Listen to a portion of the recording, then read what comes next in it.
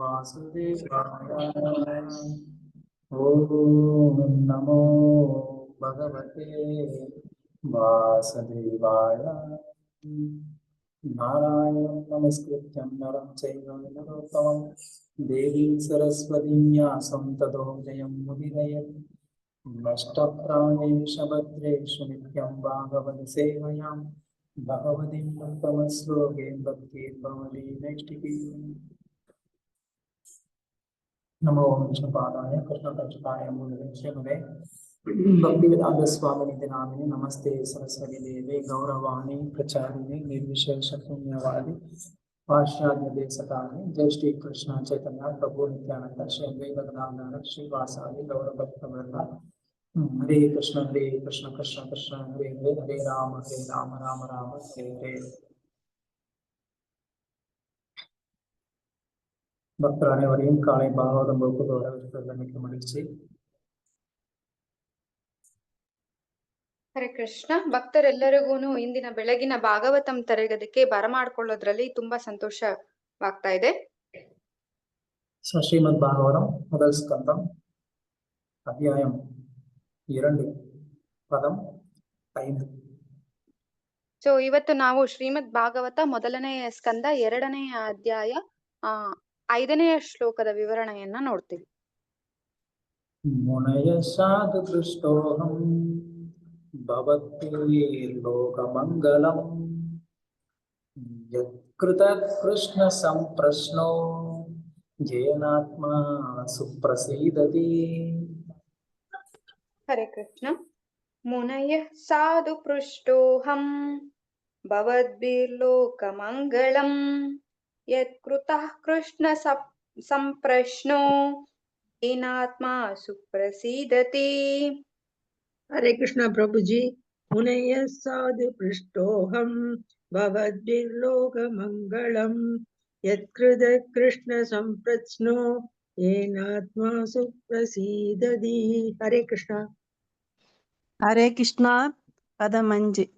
ओम नमो भगवते वासुदेवाय। ओम नमो भगवते वासुदेवाय। ओम नमो भगवते वासुदेवाय। मुनय साधु पृष्ठोहम भवद्भिर्लोकमंगलं यत्कृत कृष्ण संप्रश्नो येनात्मा सुप्रसीदति. हरे कृष्णा. ಶ್ಲೋಕ 5. ಜಗದ್ಗುರು ಶೀಲ ಪ್ರಭುಪಾದ್ ಕಿ ಜೈ. ಮುನಯ ಸಾಧು ಪುಷ್ಟಾಹಂ ಭವದ್ಭಿಲೋಕ ಮಂಗಲಂ ಯತ್ಕೃತ ಕೃಷ್ಣ ಸಂಪ್ರಶ್ನೋ ಏನಾತ್ಮ ಸುಪ್ರಸಿದ್ಧತಿ. ಹರೇ ಕೃಷ್ಣ ಪ್ರಭು. हरे कृष्णा प्रभु. नमस्कार प्रभु. படிக்கலாமா प्रभु? படிங்க பிரபு. मुनय साधु पृष्ठोहम भवद्भिर्लोकमंगलं यत्कृत कृष्ण संप्रश्नो येनात्म सुप्रसीदति. Thank you Prabhu. हरे कृष्णा प्रभु. हरे कृष्णा. मुनय साधु पृष्ठोहम भवद्भिर्लोकमंगलं यत्कृत कृष्ण संप्रश्नो येनात्मा सुप्रसीदति. हरे कृष्णा. Thank you Prabhu. हरे कृष्ण प्रभु. नमस्कार प्रभु. मुनय साधु पृष्ठोहम भवद्भिर्लोकमंगलं यत्कृत कृष्ण संप्रश्नो येनात्मा सुप्रसीदति. हरे कृष्ण प्रभु. Thank you. Translation.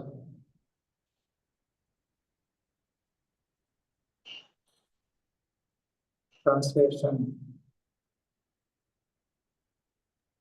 ಅನುವಾದ ಹೇಳ ಪ್ರಭು. ಅನುವಾದ. ಓ ಮುನಿಗಳೇ, ನೀವು ನನ್ನನ್ನು ಸಮಂಜಸವಾಗಿ ಪ್ರಶ್ನಿಸಿದ್ದೀರಾ. ನಿಮ್ಮ ಪ್ರಶ್ನೆಗಳು ಅತ್ಯಂತ ಸಂಪರ್ಕವಾಗಿವೆ, ಏಕೆಂದರೆ ಅವು ಕೃಷ್ಣನಿಗೆ ಸಂಬಂಧಿಸಿವೆ.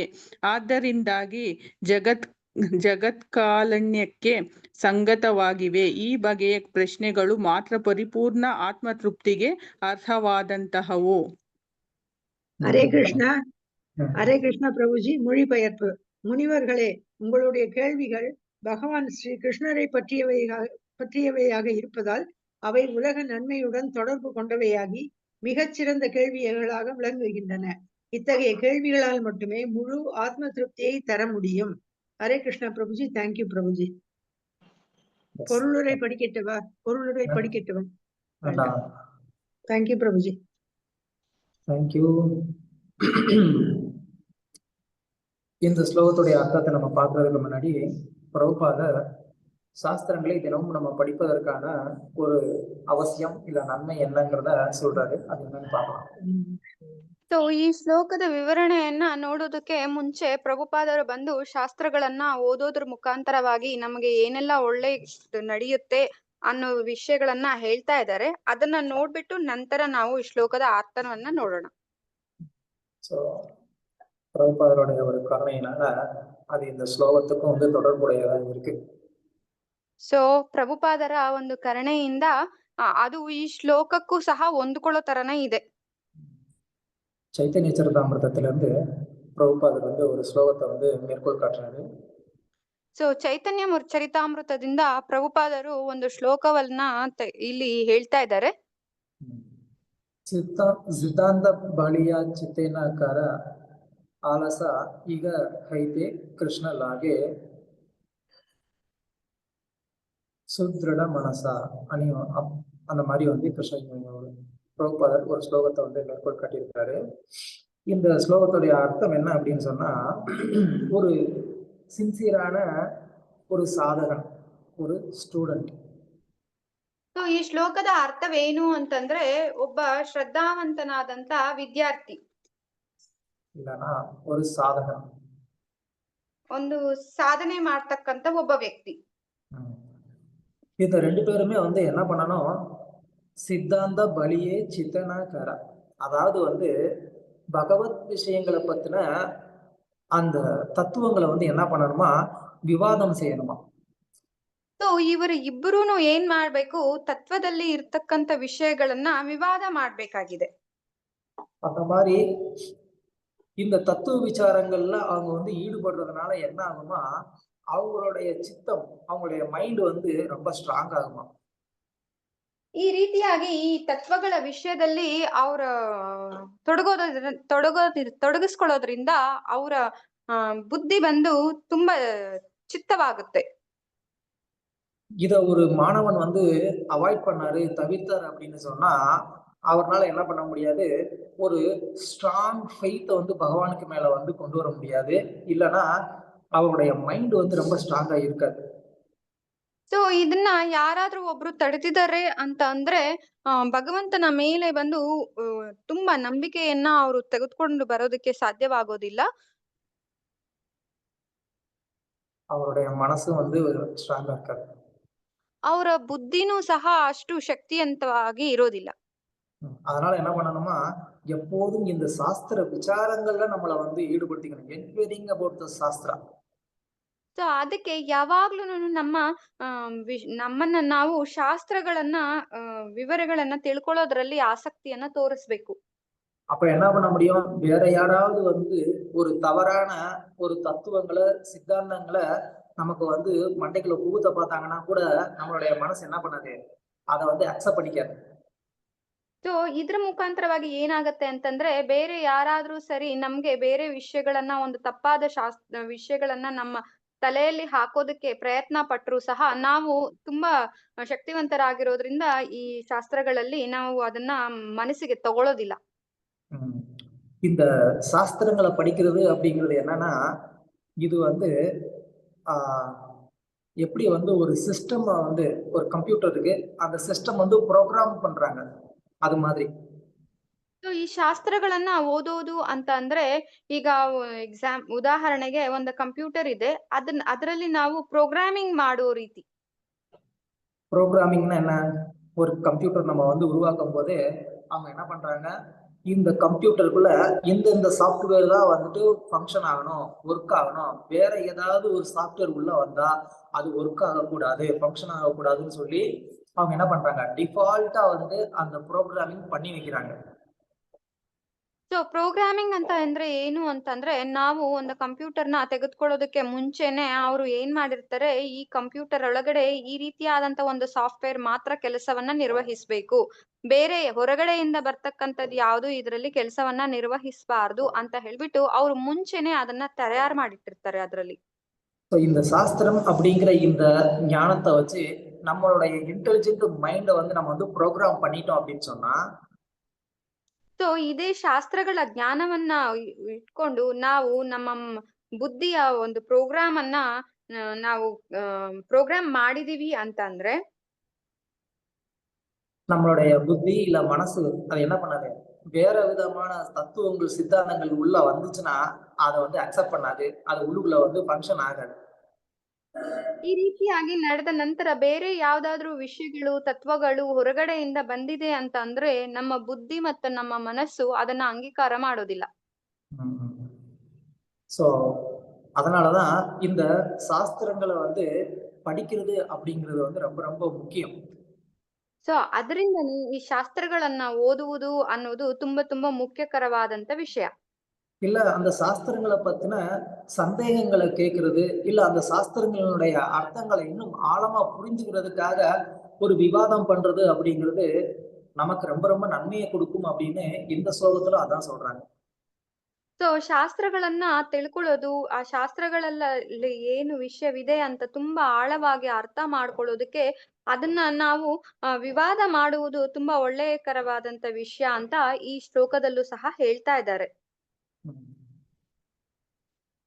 பகவானை பற்றின இந்த விஷயங்களை நம்ம கேட்கறதுனால நமக்கு என்ன நன்மை கிடைக்குது அப்படின்னு இந்த ஸ்லோகத்துல வந்து சொல்றாங்க. ಸೊ ಭಗವಂತನ ಬಗ್ಗೆನ ವಿಷಯಗಳನ್ನ ಕೇಳಿಸ್ಕೊಳ್ಳೋದ್ರಿಂದ ನಮಗೆ ಏನೆಲ್ಲ ಒಳ್ಳೆಯದು ನಡೆಯುತ್ತೆ ಅಂತ ಈ ಶ್ಲೋಕದಲ್ಲಿ ವಿವರಣೆಯನ್ನ ನೀಡಿದ್ದಾರೆ. கிருஷ்ண சம்பிரஷ்னோ ஏன ஆத்மா சுப்ரசீததி, இந்த ஆத்மா முழு திருப்தியை அடையணும் அப்படின்னு நம்ம எல்லாருக்குமே வந்து ஒரு விருப்பம் இருக்கு. ಸೊ ಈ ಆತ್ಮ ಸಂಪೂರ್ಣ ತೃಪ್ತಿಯನ್ನ ಪಡ್ಕೊಳ್ಬೇಕು ಅಂತ ಹೇಳ್ಬಿಟ್ಟು ನಮ್ಮ ಎಲ್ಲರಿಗೂ ಸಹ ಇಷ್ಟವಿದೆ.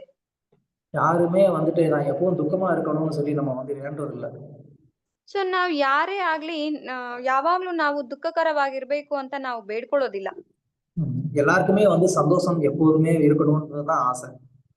ಎಲ್ಲರಿಗೂ ಬಂದು ಸಂತೋಷ ಯಾವಾಗ್ಲೂ ಜೀವನದಲ್ಲಿ ಇರ್ಬೇಕು ಅನ್ನೋದೇ ಅವ್ರಿಗೆ ಆಸೆ ಆಗಿರುತ್ತೆ.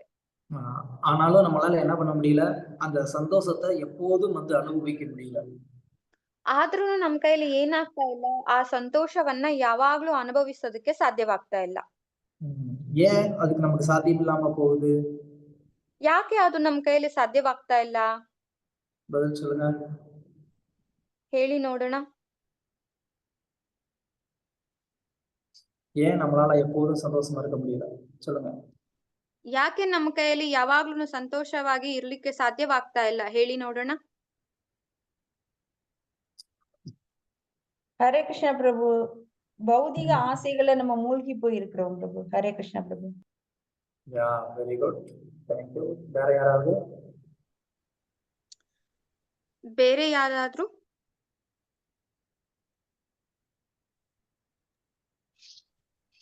காமம் பிரபு, அது வேணும் இது வேணும்னு தோணுதில்ல, அது காமம் பிரபு. Okay, thank you. வேற யாராவது? நம்ம யார் என்பதை மறந்துட்டோம், இந்த பௌதிகத்துல இது பண்ணிட்டோம். நம்ம வந்து ஆன்மீகத்தை சேர்ந்தவ, ஆத்மா பகவானோட அங்கம்ங்கிறது ஞாபகத்துல இல்லாம மறந்து போயிடுறோம். அதனால இதுல மாட்டிட்டு இதுல கிடைக்கிற ஆனந்தத்தை ஆனந்தம் நினைச்சுட்டு அனுபவிச்சுட்டு இருக்கோம். அது நிரந்தரம் இல்லை. Thank you. வேற யாராவது? ஹரே கிருஷ்ணா பிரபுஜி. பௌதிக விஷயங்கள்ல நிறைய பற்று வச்சிருக்கோம் பிரபுஜி. நமக்கு குடும்ப உறுப்பினராகட்டும் இல்ல பொருட்களாகட்டும் எதுவா இருந்தாலும் நம்ம பற்று வச்சிருக்கனால அது கிடைக்கலனாவோ அல்லது ஏதாவது ஒரு வருத்தம் வந்தாலும் நமக்கு அஃபெக்ட் ஆகும் பிரபுஜி. ஹரே கிருஷ்ணா. ಹರೇ ಕೃಷ್ಣ ಪ್ರಭು. ಚಿಂತನೆಗಳು ಜಾಸ್ತಿ ಪ್ರಭು, ಚಿಂತೆ ಹೆಚ್ಚಾಗಿ. யா, வெரி குட், கரெக்ட். இப்போ நீங்க சொன்ன எல்லா ஆன்சருமே வந்து கரெக்ட் தான்.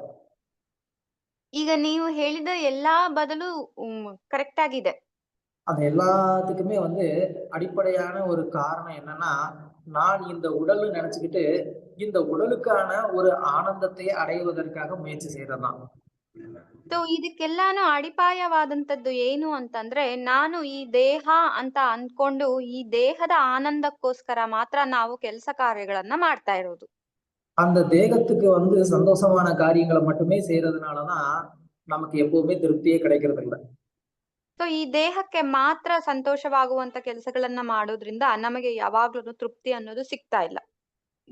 இப்போ நம்ம ஒரு குழந்தையை வந்து உதாரணமா எடுத்துக்கலாம். ನಾವು ಈಗ ಒಂದು ಮಗುವನ್ನ ಉದಾಹರಣೆಯಾಗಿ ತೆಗೆದುಕೊಳ್ಬಹುದು. ஒரு குழந்தைய வந்து என்ன பண்றாங்க, அவங்க கையில வந்து ஒரு பொம்மை வச்சிருக்கிறாங்க. ಒಂದು ಮಗು ಏನಾಗಿದೆ, ಅವರ ಕೈಯಲ್ಲಿ ಒಂದು ಗೊಂಬೆಯನ್ನ ಇಟ್ಕೊಂಡಿದೆ.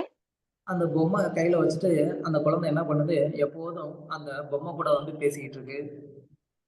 ಸೊ ಆ ಮಗು ಏನ್ ಮಾಡ್ತಾ ಇದೆ, ಆ ಗೊಂಬೆಯನ್ನ ಇಟ್ಕೊಂಡು ಆ ಗೊಂಬೆ ಜೊತೆ ಮಾತನಾಡ್ತಾ ಇದೆ ಯಾವಾಗ್ಲೂನು. அந்த பொம்மைக்கு வந்துட்டு நல்லா பாத்துக்கிறாங்க, சாப்பாடு கொடுக்குற மாதிரி அவங்க அந்த குழந்தையோட வந்து விளையாண்டுட்டே இருக்கிறாங்க அந்த பொம்மை. ಸೊ ಆ ಬೊಮ್ಮೆ ಜೊತೆಯಲ್ಲಿ ಚೆನ್ನಾಗಿ ಆಟ ಆಡ್ತಾ ಇದ್ದಾರೆ, ಚೆನ್ನಾಗಿ ನೋಡ್ಕೊಳ್ತಾ ಇದ್ದಾರೆ ಅದನ್ನ. சில நேரம் அந்த குழந்தை என்ன பண்ணுவாங்க, அந்த பொம்மைக்கு வந்து சாப்பாடு ஊட்டுறேன்னு சொல்லுவாங்க. ಸೊ ಸ್ವಲ್ಪ ಸಮಯದಲ್ಲಿ ಏನ್ ಮಾಡ್ತಾರೆ, ಆಗ ಮಗು ಗೊಂಬೆಗೆ ಊಟವನ್ನು ಸಹ ಕೊಡುತ್ತೆ. அந்த மாதிரி வந்து பலவிதமான செயல் அந்த பொம்மையோட அந்த குழந்தை வந்து விளையாண்டுட்டு. ಈ ರೀತಿಯಾಗಿ ತುಂಬಾ ವಿಷಯಗಳಲ್ಲಿ ಆ ಗೊಂಬೆಯನ್ನ ಇಟ್ಕೊಂಡು ಆ ಮಗು ಆಟ ಆಡ್ತಾ ಇದೆ. ஆனா அந்த பொம்மை பதிலுக்கு அந்த குழந்தைக்கு ஏதாவது வந்துட்டு அன்பு பரிமாற்றம் செய்ய முடியுமா? ಆದ್ರೆ ಆ ಗೊಂಬೆ ಬದಲಾಗಿ ಆ ಮಗುಗೆ ಏನಾದ್ರೂ ಒಂದ್ ಸ್ವಲ್ಪ ಪ್ರೀತಿ ಪ್ರೇಮವನ್ನ ತೋರ್ಸೋದಕ್ಕೆ ಸಾಧ್ಯವಾಗತ್ತಾ? இல்ல அந்த பொம்மைக்கு இந்த குழந்தை என்னதான் வந்து பண்ணா கூட அந்த குழந்தைக்கு வந்து ஒரு சாட்டிஸ்பாக்சன் வந்து இருக்குமா? ಇಲ್ಲ, ಆಗ ಗೊಂಬೆ ಈ ಮಗುಗೆ ಏನ್ ಮಾಡಿದ್ರೂನು ಮಗುಗೆ ಸ್ಯಾಟಿಸ್ಫ್ಯಾಕ್ಷನ್ ಇರುತ್ತಾ? சொல்லுங்க. ಹೇಳಿ.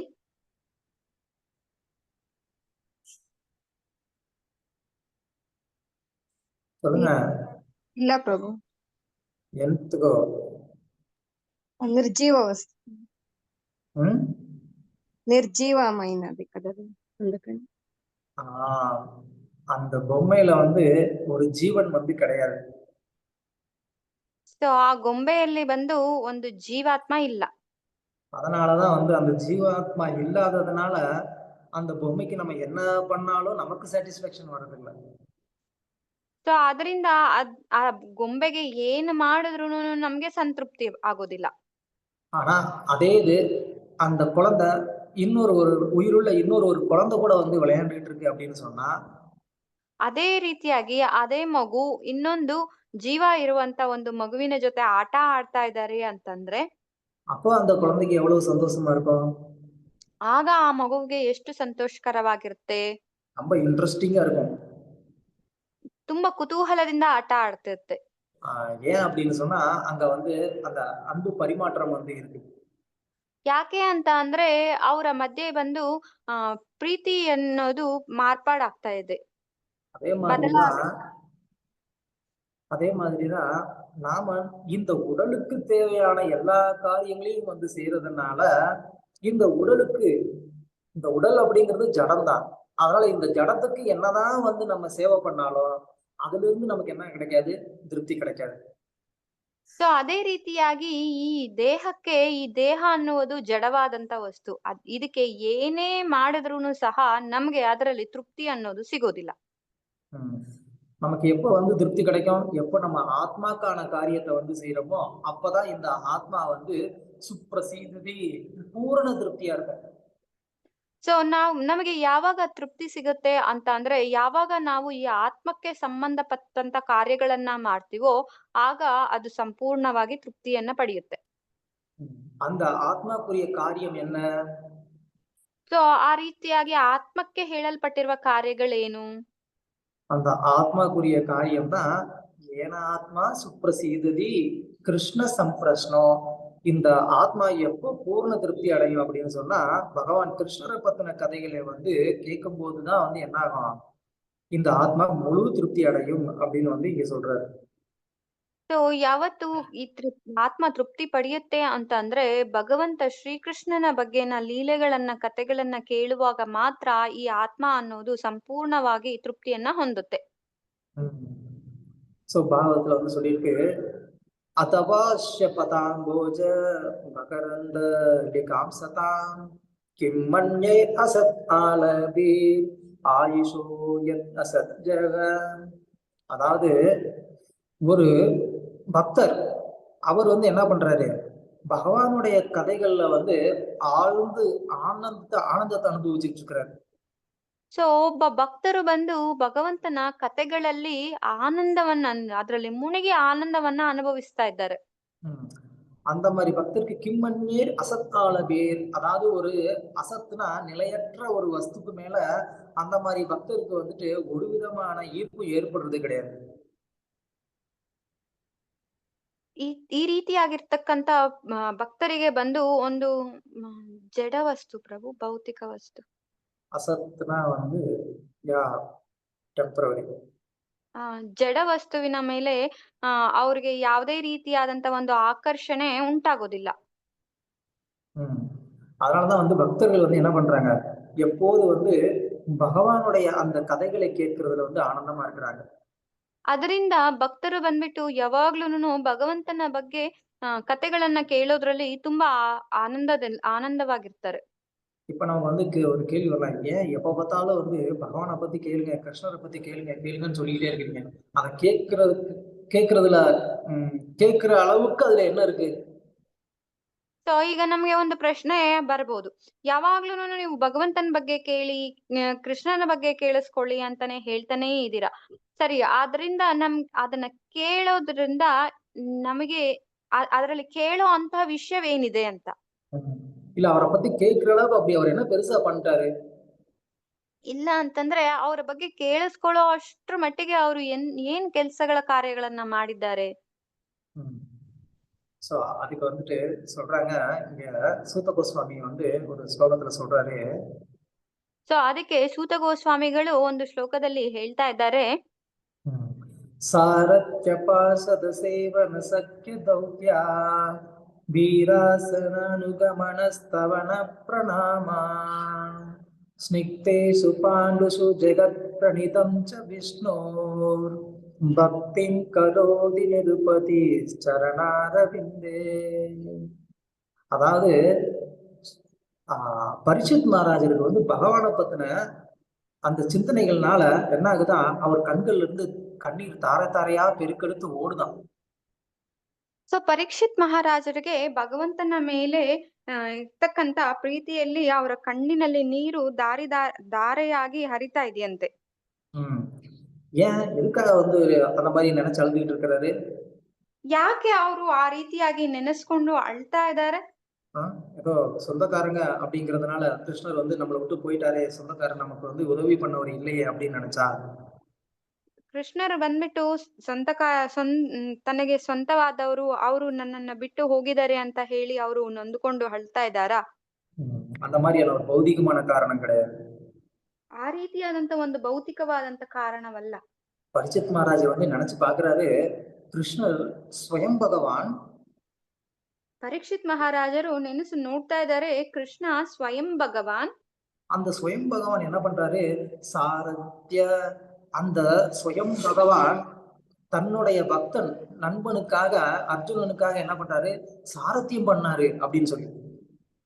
ಸೊ ಆ ಸ್ವಯಂ ಭಗವಾನ್ ತನ್ನ ಭಕ್ತನಿಗೋಸ್ಕರ, ಅರ್ಜುನನಿಗೋಸ್ಕರ ಅವರು ಏನ್ ಮಾಡಿದ್ರು, ಸಾರಥ್ಯವನ್ನ ವಹಿಸ್ಕೊಂಡಿದ್ದಾರೆ.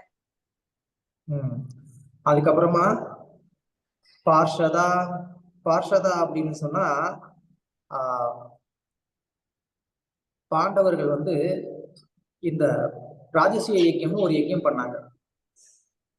ಸೊ ಪಾಂಡವರು ಬಂದ್ಬಿಟ್ಟು ರಾಜಸೂಯ ಯಜ್ಞ ಅಂತ ಹೇಳ್ಬಿಟ್ಟು ಒಂದು ಯಜ್ಞವನ್ನ ಮಾಡ್ತಾರೆ.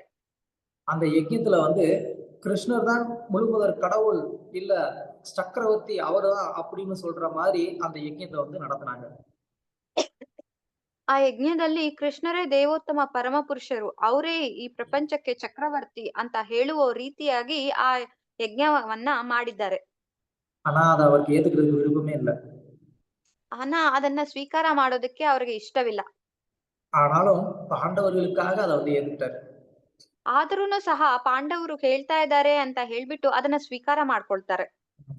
அப்படி அந்த ஒரு பொறுப்பை வந்து எடுத்துக்கிட்டா கூட என்ன பண்ணாரு, சேவனா அங்க வந்த எல்லா அரசர்களுக்கும் என்ன பண்ணாரு, சேவை பண்ணாரு. ಈ ರೀತಿಯಾದಂತ ಒಂದು ಅರ್ಹತೆಯನ್ನ ಹೊಂದಿದ್ರೂನು ಸಹ ಭಗವಂತ ಅಲ್ಲಿ ಬಂದಿರ್ತಕ್ಕಂತ ಆ ರಾಜರಿಗೆ ಎಲ್ಲಾರುನು ಸೇವೆಯನ್ನ ಮಾಡ್ತಾರೆ. சேவனா எப்படி அந்த அதாவது அந்த ராஜசூய யஜ்யம்ங்கிறது ரொம்ப பெரிய யஜ்யம். அதுல பல நாட்டு அரசர்கள் வருவாங்க, பல பொதுமக்கள் எல்லாருமே வருவாங்க. ರಾಜಸೂಯ ಯಜ್ಞಂ ಅನ್ನುವುದು ತುಂಬಾ ದೊಡ್ಡ ಯಜ್ಞ. ಅಲ್ಲಿ ತುಂಬಾ ದೇಶಗಳಿಂದ ಬರ್ತಕ್ಕಂತ ರಾಜರು ಬರ್ತಾರೆ, ಮತ್ತೆ ಜನರು, ಸಾಮಾನ್ಯ ಜನರೂ ಸಹ ಬರ್ತಾರೆ. அதுல ஒவ்வொருத்தவங்களுக்கும் கிருஷ்ணர் ஒரு சர்வீஸ் கொடுத்திருந்தாரு. ಅದರಲ್ಲಿ ಎಲ್ಲರಿಗೂನು ಕೃಷ್ಣರು ಒಂದೊಂದು ಸೇವೆಯನ್ನ ಮಾಡೋದಕ್ಕೆ, ನಿರ್ವಹಿಸೋದಕ್ಕೆ ಹೇಳಿದ್ರು. கெஸ்ட ரிசீவ் பண்றவங்களுக்கு ஒருத்தருக்கு சர்வீஸ், பிரசாத சர்வீஸ் ஒருத்தருக்கு, அந்த மாதிரி பல சர்வீஸ், ஒருத்தவங்களுக்கும் ஒரு சர்வீஸ். ಈಗ ಬರ್ತಕ್ಕಂತ ಅತಿಥಿಗಳನ್ನ ಸತ್ಕಾರ ಮಾಡೋದು ಸರ್ವಿಸ್ ಸೇವೆ ಒಬ್ಬರಿಗೆ, ಪ್ರಸಾದ ವಿನಿಯೋಗ ಮಾಡುವಂತ ಸೇವೆ ಒಬ್ಬರಿಗೆ, ಈ ರೀತಿಯಾಗಿ ತುಂಬಾ ವಿಧವಾದಂತ ಸೇವೆಗಳನ್ನ ಒಬ್ಬೊಬ್ಬರಿಗೆ ನಿರ್ವಹಿಸಿದ್ರು. அப்படி அந்த கூட்டத்துல கிருஷ்ணர் என்ன சர்வீஸ் எடுத்துக்கிட்டாரு அப்படின்னு சொன்னா, கிருஷ்ணர் எல்லாரும் அந்த யஜ்ஞசாலைக்குள்ள வர்றவங்க எல்லாரையோட கால கழுவக்கூடிய சர்வீஸை கிருஷ்ணர் எடுத்துக்கிட்டாரு. ಈ ಸಮೂಹದಲ್ಲಿ ಕೃಷ್ಣರು ಯಾವ ಸೇವೆಯನ್ನ ತೆಗೆದುಕೊಂಡ್ರು ಅಂತ ಅಂದ್ರೆ, ಅಲ್ಲಿ ಯಜ್ಞಕ್ಕೆ ಅಂತ ಬರ್ತಕ್ಕಂತ ರಾಜರ ಎಲ್ಲರ ಪಾದಗಳನ್ನ ತೊಳೆಯುವಂತಹ ಒಂದು ಸೇವೆಯನ್ನ ಅವರು ಸ್ವೀಕಾರ ಮಾಡಿದ್ರು. துரியோதனனுக்கு என்ன சர்வீஸ் கொடுத்தாருன்னா, அங்க வர்ற அந்த கெஸ்ட் எல்லாமே வந்துட்டு கிஃப்ட் கொடுப்பாங்க இல்லையா, அந்த கிஃப்ட் எல்லாமே எடுத்து வந்து சேவ் பண்ணி வச்சுக்கிறது, அந்த ஒரு சர்வீஸை வந்து துரியோதனனுக்கு கொடுத்தாரு. ದುರ್ಯೋಧನನಿಗೆ ಯಾವ ಸೇವೆಯನ್ನ ನೀಡಿದ್ರು ಅಂತ ಅಂದ್ರೆ, ಬರ್ತಕ್ಕಂಥವ್ರಿಗೆಲ್ಲಾರುನು ಉಡುಗೊರೆಯನ್ನ ನೀಡ್ತಾರಲ್ವಾ, ಆ ಉಡುಗೊರೆಗಳನ್ನೆಲ್ಲಾನು ತೆಗೆದು ಒಂದ ಹತ್ರ ಇಟ್ಕೊಳ್ಳೋ ಒಂದು ಸೇವೆಯನ್ನ ಅವರಿಗೆ ಕೊಟ್ಟಿದ್ರು. யுதிஷ்டிரோட சர்வீஸ் என்னன்னா, வர்றவங்களை எல்லாம் வந்து ரிசீவ் பண்ணி அவங்களுக்கு வந்துட்டு ப்ராப்பரான ஒரு ஆசனம் கொடுத்து அமர வைக்கிறது, அவங்களுக்கு ப்ராப்பரான ஒரு அரேஞ்ச்மெண்ட்ஸ் வந்து பண்ணி கொடுக்குறது. ಸೊ ಯುಧಿಷ್ಠಿರರ ಸೇವೆ ಏನಾಗಿತ್ತು ಅಂತಂದ್ರೆ, ಬರ್ತಕ್ಕಂತ ಅತಿಥಿಗಳಿಗೆಲ್ಲಾನು ಅವರ ಹಾಸನವನ್ನ ಕೂತ್ಕೊಳ್ಳೋದಕ್ಕೆ ಅದನ್ನ ಎಲ್ಲಾ ರೆಡಿ ಮಾಡುವಂತ ಕಾರ್ಯವನ್ನ ಅವರು ಸ್ವೀಕಾರ ಮಾಡಿದ್ರು. இதுல வந்து நம்ம இருந்தோம்னா நம்ம என்ன சர்வீஸ் எடுப்போம்? ಇದ್ರಲ್ಲಿ ನಾವು ಇದ್ದೀವಿ ಅಂತ ಅಂದ್ರೆ ನಾವು ಯಾವ ಸೇವೆಯನ್ನ ಸ್ವೀಕಾರ ಮಾಡ್ತಾ ಇದ್ವಿ? சொல்லுங்க. ಹೇಳಿ. நானா இருந்தேன்னா கிஃப்ட் கொடுக்கறத வாங்கி வைக்கிறத வச்சுக்குவேன். நான் அந்த சர்வீஸ் நான் எடுத்துக்கிறேன்னு சொல்லுவேன். ಸೊ ಪ್ರಭುಗಳಾಗಿದ್ರೆ ಗಿಫ್ಟ್ ಅವರು ಉಡುಗೊರೆಯನ್ನ ನೀಡ್ತಾರಲ್ಲ, ಅದನ್ನ ತೆಗೆದಿಟ್ಕೊಳ್ಳೋ ಸೇವೆಯನ್ನ ತಗೊಳ್ತಾ ಇದ್ದೆ ಅಂತ ಹೇಳ್ತಿದ್ದಾರೆ. பிரபுஜி, நான் பிரசாதம் வாங்கிக்கிறதுல ஃபர்ஸ்ட்ல நின்றுப்பேன். பிரசாதம் வாங்கிக்கிறதுல இருப்பீங்க, கரெக்ட். நான் சர்வீஸ் என்ன பண்ணுவீங்கன்னு கேட்கிறேன். சர்வீஸ்ல அது ஒரு சர்வீஸ். பிரசாதம் சாப்பிடறதே ஒரு சர்வீஸ் தானே கிடைக்கும். வேற ಯಾರು என்ன சர்வீஸ் பண்ணுவீங்க? ಬೇರೆಯವರು ಹೇಳ್ಬೇಕು ಏನೇನು ಸೇವೆಯನ್ನ ನೀವು ಸ್ವೀಕಾರ ಮಾಡ್ತೀರಾ. ಹರೇ ಕೃಷ್ಣ ಪ್ರಭು, வரவேற்பு. அப்படியே நல்லா பக்காவா வந்து மேக்கப் பண்ணிட்டு, கையில ஒரு ஹேண்ட் பேக் வச்சுட்டு எல்லாரையுமே வந்துட்டு வெல்கம் வெல்கம்னு சொன்னா அது நமக்கு வந்து ரொம்ப கௌரவமா இருக்கும் இல்லையா?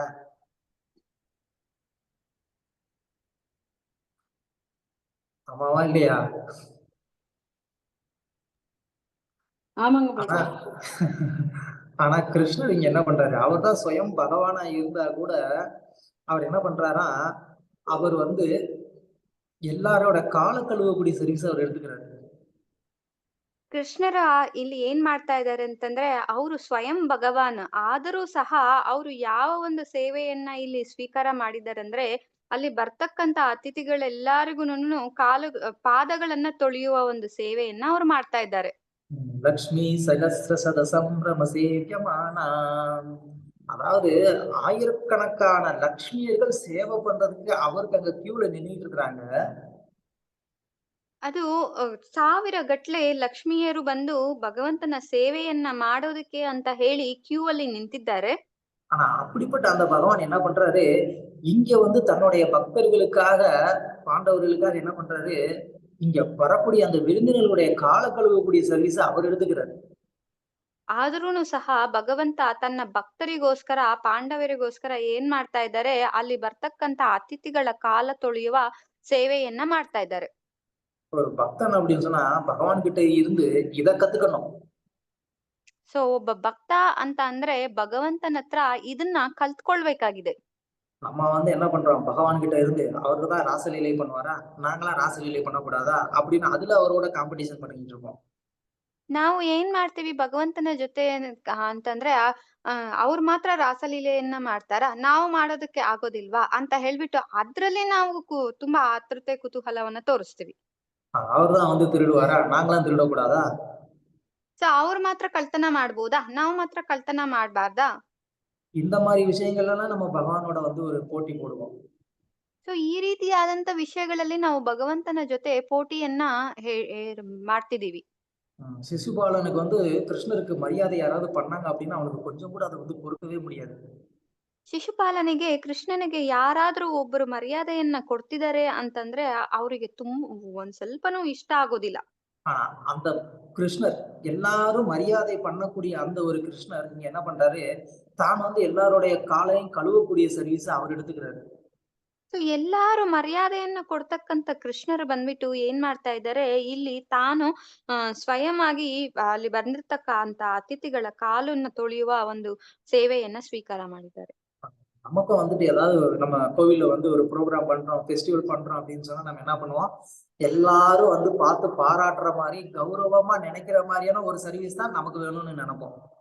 ಸೊ ನಾವು ಈಗ ನಮ್ಮ ದೇವಸ್ಥಾನದಲ್ಲಿ ಯಾವಾದರೂ ಹಬ್ಬಗಳನ್ನ ಮಾಡ್ಬೇಕಾದ್ರೆ ಅಲ್ಲಿ ನಾವು ಯಾವ ರೀತಿಯಾದಂತ ಒಂದು ಸೇವೆಯನ್ನ ಬಯಸ್ತೀವಿ ಅಂತಂದ್ರೆ ಎಲ್ಲರೂ ಹೊಗಳ್ಬೇಕು, ಅದು ನಮ್ಗೆ ಗೌರವವನ್ನ ನೀಡ್ಬೇಕು. ಆ ರೀತಿಯಾದಂತ ಒಂದು ಸೇವೆ ಏನಾದ್ರೂ ಇದ್ರೆ ಮಾತ್ರ ನಾವು ಸ್ವೀಕಾರ ಮಾಡ್ತೀವಿ. ஆனா பகவான் வந்து என்ன பண்றாரு, ரொம்ப ரொம்ப கீழான ஒரு சர்வீஸ். வர்றவங்க எல்லாரோட கால கழுவுறதுங்கிறது ரொம்ப ரொம்ப கீழான ஒரு சர்வீஸ். ஆனா பகவான் அதை வந்து எடுத்துக்கிறாரு.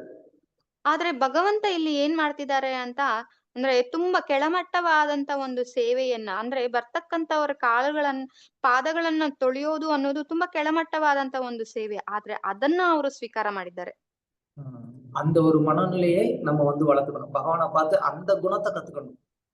ಸೊ ಭಗವಂತನ ಹತ್ರ ನಾವು ಈ ಗುಣವನ್ನ ಕಲ್ತ್ಕೊಳ್ಬೇಕು, ಈ ರೀತಿಯಾಗಿ ನಮ್ಮ ಮನಸ್ಥಿತಿಯನ್ನ ನಾವು ಬೆಳೆಸ್ಕೊಳ್ಬೇಕಾಗಿದೆ.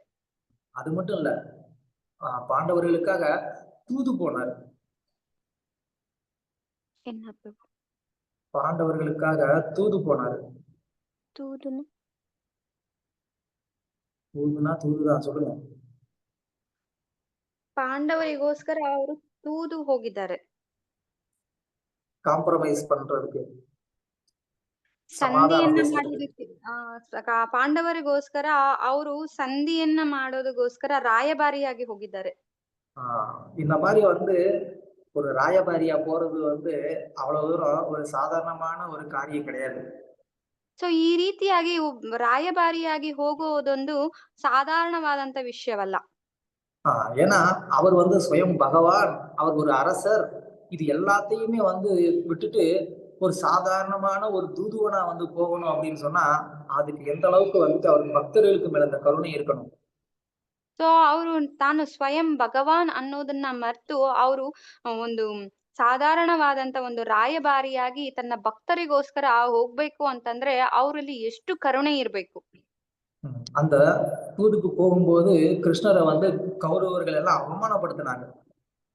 ಸೊ ಈ ರೀತಿಯಾಗಿ ಅವರು ರಾಯಭಾರಿಗೆ ಹೋಗ್ಬೇಕಾದ್ರೆ ಕೌರವರೆಲ್ಲಾರನು ಕೃಷ್ಣನನ್ನ ತುಂಬಾ ಅವಮಾನ ಮಾಡ್ತಾರೆ. நீ ஒரு யாதவன், மாடு மேய்க்கிறவன், நீ வந்து தூது பேசுறதுக்கு வந்துட்டியா அப்படின்னு சொல்லி அவமானப்படுத்தினாங்க. ನೀನು ಒಬ್ಬ ಯಾದವ, ಹಸುಗಳನ್ನ ಮೇಯಿಸ್ತಕ್ಕಂಥವನು, ನೀನು ಬಂದು ಇಲ್ಲಿ ರಾಯಭಾರಿಯನ್ನ ಮಾತಾಡೋದಕ್ಕೆ ಬಂದಿದೀಯಾ ಅಂತ ಹೇಳಿ ಅವ್ರು ಅವಮಾನ ಮಾಡ್ತಾರೆ. குருவம்சத்துக்கு வந்து பதில், குருவம்சத்துல வந்து ராஜ்யசபையில நின்று அவங்களுக்கு அறிவுரை சொல்ற அளவுக்கு உனக்கு தகுதி இருக்கா அப்படின்னு அவமானப்படுத்தினாங்க.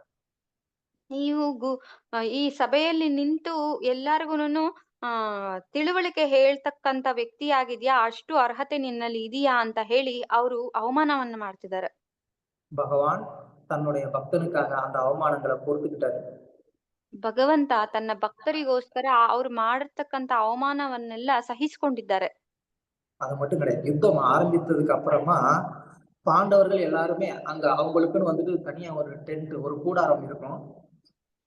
ಸೊ ಯುದ್ಧ ಆರಂಭವಾದ ನಂತರ ಎಲ್ಲರಿಗೂನು ಯುದ್ಧದಲ್ಲಿ ಭಾಗವಹಿಸ ಎಲ್ಲಾರ್ಗುನು ಅವ್ರಿಗೆ ಅಂತ ಹೇಳ್ಬಿಟ್ಟು ಒಂದು ಗುಡಾರವಿರುತ್ತೆ. கிருஷ்ணர் என்ன பண்ணுவாரு, யுத்தம் முடிந்ததுக்கு அப்புறமா நைட்டு இந்த பாண்டவர்களுடைய கூடாரத்தை கையில வந்து ஒரு வாள் எடுத்துட்டு ஒரு கூர்க்கா மாதிரி என்ன பண்ணுவாரு, நைட்டு அவங்களுடைய கூடாரத்தை வந்து ப்ரொடெக்ட் பண்ணிட்டு இருப்பாரு. ಸೊ ಈ ಪಾಂಡವರು ಮಲ್ಕೊಂಡಿರ್ತಕ್ಕಂತ ಆ ಗುಡಾರವನ್ನ ಕೃಷ್ಣರು ರಾತ್ರಿ ಎಲ್ಲ ಒಬ್ಬ ಬೂರ್ಖಾ ತರ ಅದನ್ನ ಕಾಯ್ತಾ ಇದ್ರು. அந்த மாதிரி ஒரு கூர்க்கா வேலையை யாரு பாப்பா? ಸೊ ಈ ರೀತಿಯಾದಂತ ಒಂದು ಬೂರ್ಖಾ ಕೆಲಸವನ್ನ ಯಾರ್ ಮಾಡ್ತಾರೆ? பலி மகாராஜருடைய அரண்மனையில கூட பகவான் வந்து கேட் கீப்பரா வந்து நின்னாரு. ಬಲಿ ಮಹಾರಾಜರ ಅರಮನೆಯಲ್ಲೂ ಸಹ ಭಗವಂತ ಬಂದು ಬಾಗಲ್ ಕಾಯ್ತಾ ಇದ್ರು. அந்த மாதிரி சாக்ஷாத் ஸ்வயம் பகவான் 33 கோடி தேவர்களும் யாருடைய கண்ண அசைவ பார்த்தா பயப்படுவாங்களோ அந்த பகவான் வந்து என்ன பண்றாரு, இங்க வந்து ஒரு செக்யூரிட்டி கார்டு மாதிரி வந்து என்ன பண்றாரு, பாண்டவர்களை வந்து ப்ரொடெக்ட் பண்ணிட்டு இருக்கிறாரு. 33 ಕೋಟಿ ದೇವತೆಗಳು ಯಾರನ್ನ ನೋಡಿ ಭಯ ಪಡ್ತಾರೋ ಅವ್ರು ಬಂದ್ಬಿಟ್ಟು ಇಲ್ಲಿ ಏನ್ ಮಾಡ್ತಾ ಇದಾರೆ ಅಂತಂದ್ರೆ ಪಾಂಡವರಿಗೆ ರಾತ್ರಿ ಎಲ್ಲಾ ಕಾವಲ್ ಕಾಯ್ತಾ ಇದಾರೆ. பகல்ல எல்லாம் வந்துட்டு அர்ஜுனனுக்கு தேர் ஓட்டணும், நைட் வந்து பாண்டவர்களுடைய எல்லா கூடாரத்தையும் ப்ரொடெக்ட் பண்ணணும். ಬೆಳಗಿನ ಸಮಯದಲ್ಲಿ ಅವರು ಅರ್ಜುನನ ರಥ ಸಾರಥಿಯಾಗಿ ರಥವನ್ನ ನಡೆಸಬೇಕಾಗಿದೆ. ರಾತ್ರಿ ಎಲ್ಲ ಅವರು ಮಲಗಿದ ನಂತರ ಅವರ ಗುಡಾರವನ್ನ ಕಾವಲ್ ಕಾಯ್ತಾ ಇದ್ರು. இந்த மாதிரி 24 ஹவர்ஸும் பகவானுக்கு நம்ம சேவை பண்றதா இல்ல பகவான் நமக்கு சேவை பண்றாரா? ಸೊ ಈ ರೀತಿಯಾಗಿ 24 ಗಂಟೆಗಳ ಕಾಲ ಭಗವಂತನಿಗೆ ನಾವು ಸೇವೆ ಮಾಡ್ಬೇಕಾ, ಭಗವಂತ ನಮಗೆ ಸೇವೆ ಮಾಡ್ಬೇಕಾ? உண்மையிலே பார்க்க போனா பகவான் தான் நமக்கு சேவை பண்ணிட்டு இருக்கிறாரு. ನಿಜವಾಗ್ಲಿಯೂ ನೋಡ್ಬೇಕು ಅಂತಂದ್ರೆ ಭಗವಂತನೇ ನಮಗೆ ಸೇವೆಯನ್ನ ಮಾಡ್ತಾ ಇದ್ದಾನೆ. 24 ஹவர்ஸ் நமக்கு வந்துட்டு டே டைம்ல வந்துட்டு நமக்கு சன்லைட், அப்புறம் நைட் வந்து மூன்லைட், நமக்கு 24 ஹவர்ஸ் ஃப்ரீ ஏர் சர்வீஸ், இது எல்லாமே வந்து கொடுத்து யார் நமக்கு சர்வீஸ் பண்ணிட்டு இருக்கா? பகவான் நமக்கு சர்வீஸ் பண்ணிட்டு இருக்கிறாரு.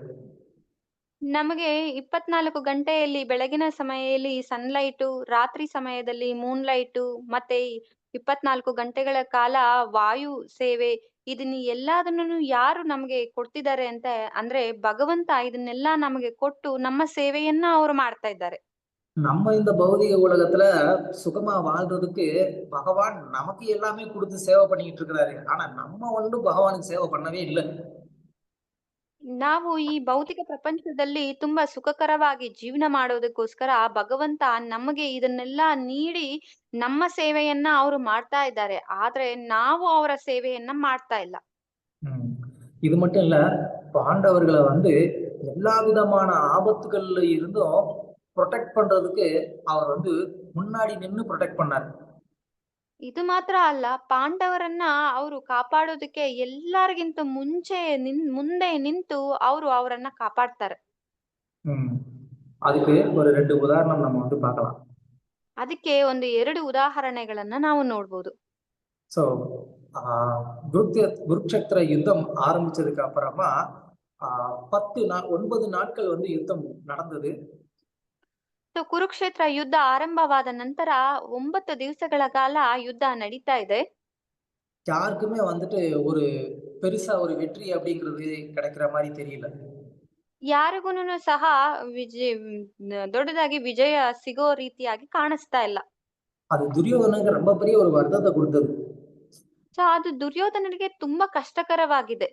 என்னடா அது 10 நாள் ஆல்மோஸ்ட் 9 நாள் யுத்தம் நடந்திருக்கு, நமக்கு வந்துட்டு ஒரு விதமான வெற்றியும் கிடைக்கல, பாண்டவர் சைடு யாருமே வந்து இறக்கல அப்படின்னு சொல்லி துரியோதனனுக்கு வந்து வருத்தம்.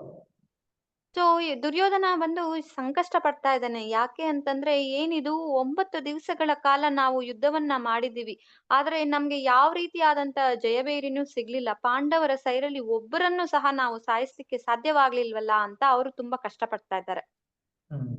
அதனால அவன் வந்து என்ன பண்ணா, அன்னைக்கு நைட்டு பீஷ்மருடைய கூடாரத்துக்கு போய் அவரை கண்ணா பின்னான்னு திட்டினான். ಅಂದಿನ ರಾತ್ರಿ ಅವರು ಏನ್ ಮಾಡಿದ್ರು ಅಂತ ಅಂದ್ರೆ ಭೀಷ್ಮ ದೇವರ ಗುಡಾರಕ್ಕೆ ಹೋಗಿ ಅವ್ರನ್ನ ತುಂಬಾ ವಿಧವಾಗಿ ಬೈತಾ ಇದ್ದಾರೆ. நீங்க வந்து கொஞ்சம் கூட எங்க மேல அன்பே இல்ல. நீங்க சாப்பிடுற சாப்பாடு வந்து கௌரவர்களுடையது. ஆனா காட்டுற விசுவாசம் பாண்டவர்களுக்கா? என்ன நீங்க சத்தம் போடுறீங்க? 9 நாட்கள் ஆகி நீங்க பாண்டவர்கள் ஒருத்தனை கூட வீழ்த்தல அப்படின்னு சொல்லி ரொம்ப கோவமா திட்டினான். ಸೊ ಅವ್ರು ತುಂಬಾ ಕೋಪದಿಂದ ಬೈತಾ ಇದ್ದಾರೆ. ನೀವು ತಿನ್ನುವ ಊಟ ಬಂದ್ಬಿಟ್ಟು ಕೌರವರದ್ದು, ನೀವು ತೋರಿಸ್ತಕ್ಕಂತ ವಿಶ್ವಾಸ ಬಂದ್ಬಿಟ್ಟು ಪಾಂಡವರ ಮೇಲೆ. ನೀವು ಈ 9 ದಿವಸಗಳಾಗಿದೆ, ಪಾಂಡವರಲ್ಲಿ ಒಬ್ಬರನ್ನು ಸಹ ಕೊಲ್ಲೋದಕ್ಕೆ ಸಾಧ್ಯವಾಗ್ಲಿಲ್ವಾ ನಿಮ್ಮ ಕೈಯಲ್ಲಿ ಅಂತ ಬೈತಾ ಇದ್ದಾರೆ ಅವರು. நீங்கெல்லாம் வந்து உண்மையிலேயே ஒரு சத்திரியரே கிடையாது. உங்களுக்கெல்லாம் எதுக்கு வில்லு அம்பும் தூக்கி போட்டுட்டு போயிருங்க அப்படின்னு எல்லாம் திட்டுறான். ಸೊ ನೀವೆಲ್ಲ ನಿಜವಾದಂತ ಒಬ್ಬ ಕ್ಷತ್ರಿಯನೇ ಅಲ್ಲ. ನಿಮಗೆಲ್ಲ ಯಾಕೆ ಅಂಬು, ವಿಲ್ಲು ಎಲ್ಲಾನು ಅದನ್ನ ತೆಗೆದು ಎಸೆದು ಬಿಟ್ಟು ನೀವು ಹೊರಡಿ ಇಲ್ಲಿಂದ ಅಂತ ಹೇಳ್ತಿದ್ದಾರೆ. அதை கேள்விப்பட்ட உடனே அதை கேட்டுட்டு பீஷ்மருக்கு பயங்கர கோபம் வந்து இம்மிடியேட்டா வந்து பீஷ்மர் வந்து ஒரு பிரதிஜை எடுக்கிறாரு. நாளைய யுத்தத்துல பாண்டவர்கள் 5 பேரையும் நான் வந்து கொல்லுவேன். இது என்னுடைய சபதம் அப்படிங்கிறாரு. ಸೊ ಇದನ್ನ ಕೇಳಿಸ್ಕೊಂಡಂತ ಭೀಷ್ಮ ದೇವರಿಗೆ ತುಂಬಾ ಕೋಪ ಬಂದಿದೆ. ಅದಕ್ಕೆ ಅವ್ರು ಏನ್ ಮಾಡ್ತಾರೆ ಅಂದ್ರೆ 5 ವಿಲ್ಲುಗಳನ್ನ ತೆಗೆದುಕೊಂಡು ಅವರು ಪ್ರತಿಜ್ಞೆಯನ್ನ ಮಾಡ್ತಾರೆ. ನಾಳೆ ಯುದ್ಧದಲ್ಲಿ 5 ಜನ ಪಾಂಡವರನ್ನ ಈ ವಿಲ್ಲನ್ನು ಉಪಯೋಗಿಸಿ ನಾನು ಕೊಲ್ತೀನಿ ಅಂತ ಪ್ರತಿಜ್ಞೆಯನ್ನ ಮಾಡ್ತಾರೆ. அது நடக்கல. நாளைக்கு யுத்தத்துல கிருஷ்ணனை நான் வந்து ஆயுதத்தை எடுக்க வைப்பேன். இது என்னுடைய பிரதிஜை அப்படின்னு. ಸೊ ಇದು ನಡೆದಿಲ್ಲ ಅಂತಂದ್ರೆ ನಾಳೆ ಯುದ್ಧದಲ್ಲಿ ಕೃಷ್ಣ ಆಯುಧ ಹಿಡಿಯೋ ತರ ಮಾಡ್ತೀನಿ, ಇದು ನನ್ನ ಪ್ರತಿಜ್ಞೆ ಅಂತ ಹೇಳ್ತಾರೆ.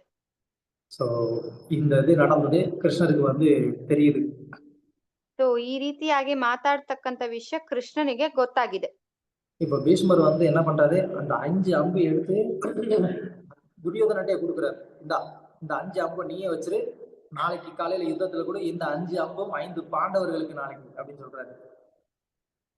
ಸೊ ಭೀಷ್ಮ ದೇವರು ಏನ್ ಮಾಡ್ತಾರೆ, ಆ 5 ವಿಲ್ಲುಗಳನ್ನ ತೆಗೆದು ದುರ್ಯೋಧನ ಹತ್ರ ಕೊಡ್ತಾರೆ. ಇದನ್ನ ನೀನೇ ಇಟ್ಕೋ, ನಾಳೆ ಪಾಂಡವರನ್ನ ಕೊಲ್ಬೇಕು ಅಂದಾಗ ನೀನು ಇದನ್ನ ನನಗೆ ಕೊಡು ಅಂತ ಹೇಳ್ಬಿಟ್ಟು. பீஷ்மர் அப்படிங்கிற ஒரு சாதாரணமானவர் கிடையாது. அவர் ஒரு பிரதிஜை பண்ணாரு அப்படின்னு சொன்னா அது சத்தியம், அது வந்து நடக்கும். ಸೊ ಭೀಷ್ಮ ದೇವರು ಬಂದು ಸಾಧಾರಣವಾದಂತ ಒಬ್ಬ ವ್ಯಕ್ತಿ ಅಲ್ಲ. ಅವರು ಒಂದು ಪ್ರತಿಜ್ಞೆಯನ್ನ ಮಾಡಿದ್ದಾರೆ ಅಂತಂದ್ರೆ ಅದು ಸತ್ಯ, ಮತ್ತೆ ಅದು ಖಂಡಿತವಾಗ್ಲೂ ನಡೆಯುತ್ತೆ. இப்போ கிருஷ்ணருக்கு வந்துட்டு பயங்கரமான ஒரு டென்ஷன். ಸೊ ಕೃಷ್ಣರಿಗೆ ಈಗ ಸ್ವಲ್ಪ ಟೆನ್ಷನ್ ಆಗಿದೆ. ஏன்னா ஒரு பக்கம் பீஷ்மர் அவரும் தன்னுடைய உயர்ந்த பக்தர், சிறந்த பக்தர், அவரு வந்து ஒரு பிரதிஜை எடுத்துட்டாரு. இன்னொரு பக்கம் அர்ஜுனன், பாண்டவர்கள் அவங்களும் வந்து அவருடைய சிறந்த பக்தர்கள், அவங்களையும் காப்பாத்தணும், இவருடைய வாழ்க்கையும் காப்பாத்தணும். என்னடா பண்றது அப்படின்னு சொல்லிட்டு அவருக்கு இப்போ ஒரு டென்ஷன். ಸೊ ಅವ್ರು ಯಾಕೆ ಈ ರೀತಿಯಾಗಿ ಯೋಚನೆ ಮಾಡ್ತಿದ್ದಾರೆ ಅಂತಂದ್ರೆ, ಭೀಷ್ಮ ದೇವರು ಬಂದ್ಬಿಟ್ಟು ಅವರ ಒಬ್ಬ ಉತ್ತೀರ್ಣವಾದಂತ ಒಬ್ಬ ಭಕ್ತರು. ಅವರು ಒಂದು ಪ್ರತಿಜ್ಞೆಯನ್ನ ಮಾಡಿದ್ದಾರೆ ಅಂತಂದ್ರೆ ಆ ಪ್ರತಿಜ್ಞೆಯನ್ನ ನೆರವೇರಿಸಬೇಕಾಗಿರ್ತಕ್ಕಂಥದ್ದು ಇವರ ಕರ್ತವ್ಯವಾಗಿದೆ.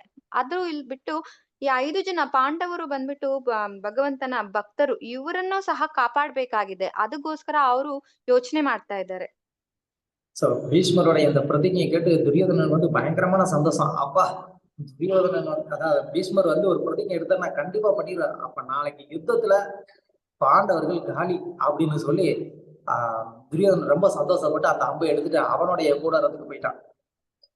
ಸೊ ದುರ್ಯೋಧನನಿಗೆ ಇದನ್ನ ಕೇಳಿ ತುಂಬಾ ಸಂತೋಷಕರವಾಯ್ತು. ಯಾಕೆ ಅಂತಂದ್ರೆ ಭೀಷ್ಮ ದೇವರು ಒಂದು ಪ್ರತಿಜ್ಞೆಯನ್ನ ಸ್ವೀಕಾರ ಮಾಡಿದ್ದಾರೆ ಅಂತಂದ್ರೆ ಅವ್ರು ಖಂಡಿತವಾಗ್ಲೂ ಮಾಡ್ತಾರೆ ಅಂತ ಹೇಳ್ಬಿಟ್ಟು. ಹಾಗಾದ್ರೆ ನಾಳೆ ಪಾಂಡವರು 5 ಜನ ಖಾಲಿ ಆಗ್ತಾರೆ ಅಂತ ಹೇಳ್ಬಿಟ್ಟು ಅವ್ರು ತುಂಬಾ ಸಂತೋಷದಿಂದ ಆ ವಿಲ್ಲುಗಳನ್ನ ತೆಗೆದುಕೊಂಡು ತನ್ನ ಗುಡಾರಕ್ಕೆ ತಗೊಂಡು ಹೋಗ್ತಾರೆ. இப்ப கிருஷ்ணர் டென்ஷன்ல யோசிச்சுட்டு இருக்காரு என்ன பண்றது அப்படின்னு சொல்லி. ಸೊ ಈಗ ಕೃಷ್ಣರು ಯೋಚನೆ ಮಾಡ್ತಾ ಇದ್ದಾರೆ ಏನ್ ಮಾಡೋಣ ಅಂತ ಹೇಳಿ. சோ அப்ப கிருஷ்ணர் என்ன பண்ணாரு, திரௌபதி கிட்ட வந்து போனாரு. ಸೊ ಆಗ ಕೃಷ್ಣರು ಏನ್ ಮಾಡ್ತಾರೆ ಅಂತಂದ್ರೆ ದ್ರೌಪದಿ ಹತ್ರ ಹೋಗ್ತಾರೆ. திரௌபதி காதுல வந்து ஒரு விஷயம் சொல்றாரு, இதுபடி நீ வந்து நடக்கணும் அப்படின்னு சொல்லி. ಸೊ ದ್ರೌಪದಿಯ ಕಿವಿಯಲ್ಲಿ ಒಂದು ವಿಷಯವನ್ನ ಹೇಳ್ತಾರೆ, ಈ ರೀತಿಯಾಗಿ ನೀನ್ ನಡ್ಕೊಳ್ಬೇಕು ಅಂತ ಹೇಳಿ. ஓகே அப்படின்னு சொல்லிட்டு திரௌபதி வந்து கிளம்பிடுறாங்க. ಸರಿ ಅಂತ ಹೇಳ್ಬಿಟ್ಟು ದ್ರೌಪದಿ ಅಲ್ಲಿಂದ ಹೊರಡ್ತಾರೆ. சோ பீஷ்மருடைய கூடாரத்துல பீஷ்மர் வந்து இருக்கிறாரு. இரவு நேரம் ஃபுல் டார்க்கா இருக்கு, தூங்கிட்டு இருக்கிறாரு. ಸೊ ಭೀಷ್ಮ ದೇವರ ಗುಡಾರದಲ್ಲಿ ಭೀಷ್ಮ ದೇವರು ಇದ್ದಾರೆ. ರಾತ್ರಿ ಸಮಯ ಗುಡಾರದಲ್ಲಿ ತುಂಬಾ ಕತ್ತಲು ತುಂಬಿಕೊಂಡಿದೆ. ಅವರು ನಿದ್ದೆ ಮಾಡ್ತಿದ್ದಾರೆ. அப்போ அவருடைய கூடாரத்து பக்கமா வந்துட்டு யாரோ ஒரு பெண் நடந்து வர சத்தம் வந்து கேக்குது, கொலுசு சத்தம் கேக்குது. ಸೊ ಆಗ ಅವರಿಗೆ ಗುಡಾರದ ಪಕ್ಕದಲ್ಲಿ ಯಾರೋ ಒಂದು ಹೆಂಗಸು ನಡೆದು ಹೋಗೋ ಶಬ್ದ, ಗೊಲಸಿನ ಶಬ್ದ ಕೇಳಿಸುತ್ತೆ. அந்த கூடாரத்துக்கு அந்த பக்கமே வந்து சுத்தி சுத்தி நடந்துகிட்டு வர்ற மாதிரி அவருக்கு வந்து அந்த சத்தம் கேட்டுக்கிட்டே இருக்கு. ಸೊ ಆ ಗುಡಾರದ ಸುತ್ತೂನು ನಡೆಯೋ ರೀತಿಯಾಗಿ ಅವ್ರಿಗೆ ಆ ಶಬ್ದ ಕೇಳಿಸ್ತಾನೆ ಇದೆ. அப்ப அவர் யோசிக்கிறார், யாரு என்னுடைய கூடார பக்கமா ஒரு பெண் நடந்துகிட்டு இருக்கிறாங்க அப்படின்னு சொல்லி. ಯಾರಿದು ನನ್ನ ಗುಡಾರದ ಪಕ್ಕದಲ್ಲಿ ಒಂದು ಹೆಂಗಸು ನಡೀತಿದ್ದಾರಲ್ವಾ ಅಂತ ಅವರು ಯೋಚನೆ ಮಾಡ್ತಾರೆ. அவர் கேக்குறாரு, யாரு யாரு என் கூடார பக்கம் இருக்கிறது அப்படின்னு சொல்லி கேக்குறாரு. ಸೊ ಅವ್ರು ಕೇಳ್ತಾ ಇದ್ದಾರೆ, ಯಾರದು ಯಾರದು ಅಂತ ಹೇಳ್ಬಿಟ್ಟು. இவங்க யாரும் ஒண்ணும் பேசவே இல்லை. ಯಾರೂನು ಇವ್ರು ಮಾತಾಡ್ಲೇ ಇಲ್ಲ. அப்போ அவர் என்ன பண்றாரு, யாருன்னு பார்க்கணும் அப்படின்றதுக்காக அவர் விளக்கை எடுத்துட்டு அவர் கூடாரத்தை விட்டு வெளியில வர்றதுக்கு முயற்சி பண்றாரு. ಸೊ ಅವ್ರು ಯಾರು ಅಂತ ನೋಡೋದಕ್ಕೆ ಕುತೂಹಲದಿಂದ ಅವ್ರು ಏನ್ ಮಾಡ್ತಾರೆ ಅಂದ್ರೆ ಒಂದು ದೀಪವನ್ನ ಹಚ್ಕೊಂಡು ಆ ಬೆಳಕನ್ನ ತಗೊಂಡು ಅವ್ರು ಹೊರಗಡೆ ಬರೋದಕ್ಕೆ ಪ್ರಯತ್ನ ಮಾಡ್ತಾ ಇದ್ದಾರೆ. அவர் கூடாரத்தை ஓபன் பண்ணி வெளியில வர்றாரு. டக்குன்னு வந்து ஒரு பெண் வந்து அவங்க கால்ல வந்து விழுந்துடுறாங்க. ಸೊ ಅವರು ಗುಡಾರದಿಂದ ಹೊರಗಡೆ ಬರ್ತಾರೆ. ತಕ್ಷಣ ಒಂದು ಹೆಂಗಸು ಬಂದು ಅವ್ರ ಕಾಲಿನ ಮೇಲೆ ಬೀಳ್ತಿದ್ದಾರೆ. பெரியவங்க அப்படின்னு சொன்னா யாரு அவங்க கால்ல விழுந்தாலும், அதுவும் குறிப்பா பெண்கள் விழுந்தாங்கன்னா தீர்க்க சுமங்கலி பவன் வந்து ஆசீர்வாதம் பண்ணுவாங்க. ಸೊ ಅದು ಯಾರ ದೊಡ್ಡವರ ಕಾಲಿನ ಮೇಲೆ ಯಾರು ಬಿದ್ರೂನು, ಅದು ಹೆಂಗಸರು ಯಾರಾದ್ರೂ ಕಾಲಿನ ಮೇಲೆ ಬಿದ್ದಿದ್ದಾರೆ ಅಂತಂದ್ರೆ ಅವ್ರಿಗೆ ದೀರ್ಘ ಸುಮಂಗಲಿ ಭವ ಅಂತ ಆಶೀರ್ವಾದ ಮಾಡ್ಬೇಕಾಗತ್ತೆ. அப்ப அவர் ஆசீர்வாதம் பண்ணிட்டாரு, தீர்க்க சுமங்கலியா இரு அப்படின்னு சொல்லி. ಅವ್ರು ಆಶೀರ್ವಾದ ಮಾಡ್ಬಿಟ್ಟಿದ್ದಾರೆ, ದೀರ್ಘ ಸುಮಂಗಲಿಯಾಗಿರು ಅಂತ ಹೇಳಿ. அந்த ஆசீர்வாதம் பண்ணதுக்கு அப்புறமா அந்த பெண் அவங்க கீழே நமஸ்காரம் பண்ணிட்டு இருக்கிறாங்களே, அவங்க அப்படியே வந்து எந்திரிச்சு நிக்கிறாங்க. ಸೊ ಆ ಆಶೀರ್ವಾದ ಮಾಡಿದ ನಂತರ ಕೆಳಗಡೆ ನಮ್ ಕಾಲಿಗೆ ನಮಸ್ಕಾರವನ್ನ ಮಾಡ್ತಿರ್ತಕ್ಕಂತ ಹೆಂಗಸು ಎದ್ದು ನಿಂತ್ಕೊಳ್ತಾರೆ. அந்த விளக்கு வெளிச்சத்துல அவர் வந்து பாக்குறாரு, அந்த நபர் யாருன்னா திரௌபதி. ಸೊ ಆ ದೀಪದ ಬೆಳಕಿನಲ್ಲಿ ಅವರು ನೋಡ್ತಾರೆ, ಆ ವ್ಯಕ್ತಿ ಯಾರು ಅಂತಂದ್ರೆ ಅವ್ರು ದ್ರೌಪದಿ. ಭೀಷ್ಮರಿಗೆ ಆಶ್ಚರ್ಯ. ಭೀಷ್ಮರಿಗೆ ಆಶ್ಚರ್ಯ ಆಯ್ತು ನೋಡಿ. ஏன்னா இப்பதான் துரியோதன கிட்ட வந்துட்டு நாளைக்கு பஞ்ச பாண்டவர்களையோ இல்ல யாராவது ஒருத்தனையாவது நான் வந்து வீழ்த்துனேன் அப்படின்னு சொல்லி சொன்னாரு. ಯಾಕೆ ಅಂತಂದ್ರೆ ಈಗ ಮಾತ್ರ ಸ್ವಲ್ಪ ಸಮಯದ ನಂತರನೇ ಅವರು ಬಂದು ಪಂಚ ಪಾಂಡವರಲ್ಲಿ ಒಬ್ಬರನ್ನಾದ್ರೂ ಸಾಯಿಸ್ತೀನಿ ಇಲ್ಲ ಎಲ್ಲರನ್ನೂ ಸಾಯಿಸ್ತೀನಿ ಅಂತ ಹೇಳಿದ್ದಾರೆ. இப்போ திரௌபதியை தீர்க்க சுமங்கலின்னு வேற ஆசீர்வாதம் பண்ணிட்டாரு. ಈಗ ದ್ರೌಪದಿಯನ್ನ ದೀರ್ಘ ಸುಮಂಗಲಿ ಅಂತ ಆಶೀರ್ವಾದವನ್ನು ನೀಡಿದ್ದಾರೆ. இப்போ அவருக்கு வந்து என்ன பண்ணணும், ஒண்ணு துரியோதன கொடுத்த வாக்கை காப்பாத்தணும், இல்லைன்னா திரௌபதி கொடுத்த வாக்கை காப்பாத்தணும். ಈಗ ಅವರು ಏನ್ ಮಾಡ್ಬೇಕು, ಒಂದು ದ್ರೌಪದಿಗೆ ಕೊಟ್ಟ ಮಾತನ್ನ ಕಾಪಾಡ್ಬೇಕು, ಇಲ್ಲ ದುರ್ಯೋಧನಿಗೆ ಕೊಟ್ಟಂತ ಮಾತನ್ನ ಕಾಪಾಡ್ಬೇಕು. ಭೀಷ್ಮರ್ ಕೇட்டார் திரௌபதி கிட்ட, நீ எதுக்குமா இங்க வந்து என்ன விஷயம் அப்படின்னு சொல்லி கேட்டார். ಸೊ ಭೀಷ್ಮರು ಕೇಳ್ತಾ ಇದ್ದಾರೆ ದ್ರೌಪದಿ ಹತ್ರ, ನೀನ್ ಯಾಕಮ್ಮ ಇಲ್ಲಿಗೆ ಬಂದಿದ್ದೀಯಾ ಅಂತ. திரௌபதி, எனக்கு ஒண்ணும் தேவையில்லை, நீங்க தான் இப்ப ஆல்ரெடி ஆசீர்வாதம் பண்ணீங்களே, அதுவே எனக்கு போதும், நான் கிளம்புறேன் அப்படின்னு சொல்லிட்டு திரௌபதி கிளம்பிட்டாங்க. ಸೊ ದ್ರೌಪದಿ ಹೇಳ್ತಾರೆ, ನನಗೇನು ಬೇಕಾಗಿಲ್ಲ, ಈಗ ನೀವು ಆಶೀರ್ವಾದ ನೀಡಿದಿರಲ್ಲ ಅದು ಸಾಕು ನನಗೆ ಅಂತ ಹೇಳ್ಬಿಟ್ಟು ಅವರು ಹೊರಡ್ತಾರೆ. நீங்க சொன்ன வார்த்தையை காப்பாத்துவீங்கன்னு எங்களுக்கு தெரியும் அப்படின்னு சொல்லிட்டு திரௌபதி கிளம்பிட்டாங்க. ನೀವು ಹೇಳುವ ಒಂದು ಮಾತನ್ನ ನೀವು ಕಾಪಾಡ್ತೀರಾ ಅನ್ನೋ ವಿಷಯ ನನಗೆ ಗೊತ್ತಿದೆ ಅಂತ ಹೇಳ್ಬಿಟ್ಟು ಅವ್ರು ಅಲ್ಲಿಂದ ಹೊರಡ್ತಾರೆ. அப்படியே வந்து பீஷ்மர் வந்து நினைச்சு பார்த்தாரு, இது யாரோட வேலையா இருக்கும் அப்படின்னு. ಸೊ ಹಾಗೆ ಭೀಷ್ಮ ದೇವರು ಬಂದು ನೆನೆಸ್ಕೊಂಡು ನೋಡ್ತಾ ಇದ್ದಾರೆ, ಇದು ಯಾರ ಕೆಲಸವಾಗಿರ್ಬೋದು ಅಂತ ಹೇಳಿ. ಕೃಷ್ಣನ ಕೆಲಸ. சோ அதுக்கப்புறமா இன்னொரு பக்கம் என்னாச்சு, கிருஷ்ணர் வந்து அர்ஜுனனை வந்து துரியோதனுடைய கூட இருந்து போக சொன்னார். ಸೊ ಅನಂತರ ಏನಾಯ್ತು, ಕೃಷ್ಣರ್ ಬಂದು ಅರ್ಜುನನನ್ನ ದುರ್ಯೋಧನ ಗುಡಾರಕ್ಕೆ ಹೋಗು ಅಂತ ಹೇಳ್ತಾರೆ. அவன் கூட இருக்கு, நான் ஏன் போகணும் அப்படின்னு சொல்லி அர்ஜுனன் வந்து கேட்டான். ಅವರ ಒಂದು ಗುಡಾರಕ್ಕೆ ನಾನು ಯಾಕೆ ಹೋಗ್ಬೇಕು ಅಂತ ಹೇಳ್ಬಿಟ್ಟು ಅರ್ಜುನನು ಕೇಳ್ತಾ ಇದ್ದಾನೆ. நாளைக்கு பீஷ்மர் வந்து 5 பேரையும் கொல்றதுக்காக 5 பானங்களை வந்துட்டு துரியோதனட்ட கொடுத்து வச்சிருக்கிறாரு அப்படின்னு கிருஷ்ணன் சொன்னாரு. ಸೊ ನಾಳೆ 5 ಜನ ಪಾಂಡವರನ್ನ ಕೊಲ್ಲೋದಕ್ಕೆ ಭೀಷ್ಮ ದೇವರು ಬಂದ್ಬಿಟ್ಟು 5 ವಿಲ್ಲುಗಳನ್ನ ದುರ್ಯೋಧನ ಹತ್ರ ಕೊಟ್ಟು ಇಟ್ಟಿದ್ದಾರೆ ಅಂತ ಹೇಳ್ತಾರೆ. அதுக்காகலாம் நான் போக மாட்டேன் அப்படின்னு சொல்றான். ಅದಕ್ಕೆಲ್ಲ ನಾನು ಹೋಗೋದಿಲ್ಲ ಅಂತ ಹೇಳ್ತಾರೆ ಅರ್ಜುನ. போய் வாங்கலன்னா பீஷ்மரை பத்தி உனக்கு தெரியாதா, அவர் எடுத்த பிரதிஜ்ஞையை வந்து நிறைவேற்றுவாரு, நாளைக்கு நீங்க 5 பேர் இருக்க மாட்டீங்க அப்படின்னு சொல்றாரு. ನೀನ್ ಹೋಗಿ ಅದನ್ನ ತಗೊಂಡ್ ಬಂದಿಲ್ಲ ಅಂತ ಅಂದ್ರೆ ಭೀಷ್ಮ ದೇವರ ಬಗ್ಗೆ ನಿನಗೆ ಗೊತ್ತಿಲ್ವಾ, ನಾಳೆಗೆ ಅವ್ರು ಮಾಡಿರ್ತಕ್ಕಂತ ಪ್ರತಿಜ್ಞೆಯನ್ನ ಅವ್ರು ಖಂಡಿತವಾಗ್ಲೂ ಮಾಡಿ ಮುಗಿಸ್ತಾರೆ, ನಾಳೆ ನೀವು ಯಾರು ಇರೋದಿಲ್ಲ ಅಂತ ಹೇಳ್ತಾರೆ. அப்போ அர்ஜுனன் சொன்னா அது உங்க பிரச்சனை, நீங்க பாத்துக்கோங்க, எனக்கு அதெல்லாம் தெரியாதுன்ட்டான். ಆಗ ಅರ್ಜುನನ ಹೇಳ್ತಾನೆ, ಅದು ನಿಮ್ಮ ಒಂದು ಆ ಕಷ್ಟ, ನೀವ್ ನೋಡ್ಕೊಳ್ಳಿ ಅದನ್ನ, ನನಗೇನು ಬೇಕಾಗಿಲ್ಲ ಅದ್ರಲ್ಲಿ ಅಂತ ಹೇಳ್ತಾರೆ. அதுக்கு தாண்டா நான் இப்போ ஒரு ஆலோசனை சொல்றேன், அதை கேளு அப்படிங்கிறாரு. ಸೊ ಅದಕ್ಕೆ ಕೃಷ್ಣ ಹೇಳ್ತಾನೆ, ಇದಕ್ಕೋಸ್ಕರನೇ ನಾನು ಹೇಳ್ತಾ ಇದ್ದೀನಿ, ನನ್ನ ಹೇಳೋದನ್ನ ಕೇಳು ಅಂತ ಹೇಳ್ತಾರೆ. என்ன செய்யணும் சொல்லு. ಸೊ ಏನ್ ಮಾಡ್ಬೇಕು ಹೇಳಿ ಅಂತ ಹೇಳ್ತಿದ್ದಾನೆ. அதாவது முன்னாடி ஒரு முறை வந்து நீங்க வந்து வனவாசத்துல இருக்கும்போது கந்தர்வர்கள்ட்ட இருந்து நீ வந்து துரியோதனனை வந்து காப்பாத்தின.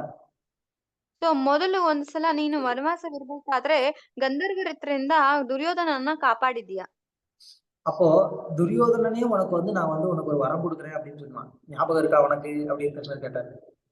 ಸೊ ಆಗ ದುರ್ಯೋಧನನೇ ನಿನಗೆ ಒಂದು ವರವನ್ನ ನೀಡ್ತೀನಿ ಅಂತ ಹೇಳ್ಬಿಟ್ಟು ಹೇಳಿದ್ದ, ಅದು ನಿನಗೆ ಜ್ಞಾಪಕವಿದೆಯಾ ಅಂತ ಕೇಳ್ತಾ ಇದ್ದಾನೆ. ஆமா, அதுக்கு என்ன இப்போ? ಹೌದು, ಅದಕ್ಕೆ ಏನ್ ಮಾಡ್ಬೇಕು ಅಂತ ಕೇಳ್ತಾರೆ. அவன்கிட்ட இப்ப போய் அந்த வரத்தை கேளு அப்படின்னு சொல்லி கிருஷ்ணர் சொன்னார். ಸೊ ಅವ್ರ ಹತ್ರ ಈಗ ಹೋಗಿ ಅದನ್ನ ಕೇಳು ಅಂತ ಹೇಳ್ಬಿಟ್ಟು ಕೃಷ್ಣರ್ ಹೇಳ್ತಾ ಇದ್ದಾರೆ. என்ன வரம் கேட்கணும்? ಏನು ವರವನ್ನ ಕೇಳ್ಬೇಕು? பீஷ்மர் அவன்கிட்ட கொடுத்த அந்த 5 அம்பை மட்டும் வாங்கிட்டு வந்துரு, வேற எதுவும் வேண்டாம் அப்படின்னாரு. ಭೀಷ್ಮ ದೇವರು ಅವ್ರ ಹತ್ರ ಕೊಟ್ಟಿರ್ತಕ್ಕಂತ 5 ವಿಲ್ಲುಗಳನ್ನ ನೀನ್ ತೆಗೆದುಕೊಂಡು ಬಂದ್ಬಿಡು, ಬೇರೇನು ಬೇಡ ಅಂತ ಹೇಳ್ತಾರೆ. சரின்னு சொல்லிட்டு அர்ஜுனன் வந்து துரியோதனோட கூடாரத்துக்கு போனான். ಸರಿ ಅಂತ ಹೇಳ್ಬಿಟ್ಟು ಅರ್ಜುನನ್ ಬಂದ್ಬಿಟ್ಟು ದುರ್ಯೋಧನ ಇರ್ತಕ್ಕಂತ ಗುಡಾರಕ್ಕೆ ಹೊರಡ್ತಾರೆ. துரியோதனுடைய அந்த கூடாரத்துக்குள்ள வந்து நுழைஞ்ச உடனே துரியோதனுக்கு ஆச்சரியம், என்னடா அது அர்ஜுனன் என்னுடைய கூடாரத்துக்கு என்னைய தேடி வந்திருக்கிறானே, அதுவும் இந்த நைட் நேரத்துல அப்படின்னு சொல்லி அவன் அர்ஜுனனை வந்து வரவேற்கிறான். வா வா உள்ளவா அர்ஜுனா அப்படின்னு சொல்றான். ಸೊ ದುರ್ಯೋಧನಿಗೆ ಆಶ್ಚರ್ಯವಾಯ್ತು, ಅರ್ಜುನನ ಬಂದ್ಬಿಟ್ಟು ಎಷ್ಟೊತ್ತಲ್ಲಿ ತನ್ನನ್ನ ಹುಡ್ಕೊಂಡು ಹೋಗಿದಾನಲ್ವಾ ಅಂತ ಹೇಳ್ಬಿಟ್ಟು ಅವರು ಬಾ ಅರ್ಜುನ ಅಂತ ಹೇಳ್ಬಿಟ್ಟು ಅವ್ರನ್ನ ಬರಮಾಡ್ಕೊಳ್ತಾ ಇದ್ದಾರೆ. என்ன வேணும், என்ன உனக்கு கொடுக்கணும் சொல்லு அப்படின்னு கேட்கான். ಸೊ ಏನ್ ಬೇಕು, ಏನ್ ನಿನ್ಗೆ ಕೊಡ್ಬೇಕಾಗಿದೆ ಹೇಳು ಅಂತ ಹೇಳ್ತಾರೆ. யுத்தத்தை நிப்பாட்டிடுவோமா, ಯುದ್ಧವನ್ನ ನಿಲ್ಲಿಸ್ಬಿಡೋಣವಾ, உனக்கு ராஜ்யம் வேணுமா, இப்ப கேளு, உனக்கு ராஜ்யத்தை நான் கொடுக்குறேன் அப்படின்னா. ಸೊ ನಿನಗೆ ರಾಜ್ಯ ಬೇಕಾ, ಈಗ ಕೇಳು, ನಿನ್ಗೆ ರಾಜ್ಯವನ್ನ ಬೇಕಂದ್ರೆ ಕೊಡ್ತೀನಿ ಅಂತ.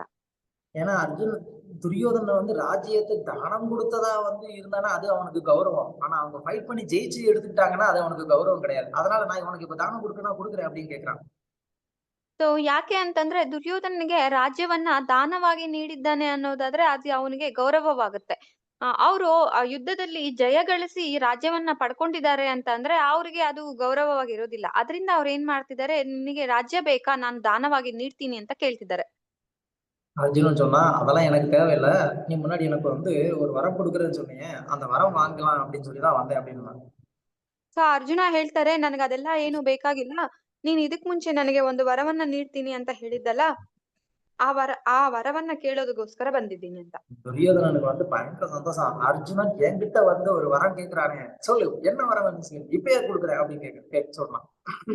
ದುರ್ಯೋಧನನಿಗೆ ತುಂಬಾ ಒಂದು ಸಂತೋಷ, ಅರ್ಜುನ ಬಂದು ತನ್ನ ಹತ್ರ ಒಂದು ವರವನ್ನ ಕೇಳ್ತಾ ಇದ್ದಾನಲ್ವಾ ಅಂತ ಹೇಳ್ಬಿಟ್ಟು.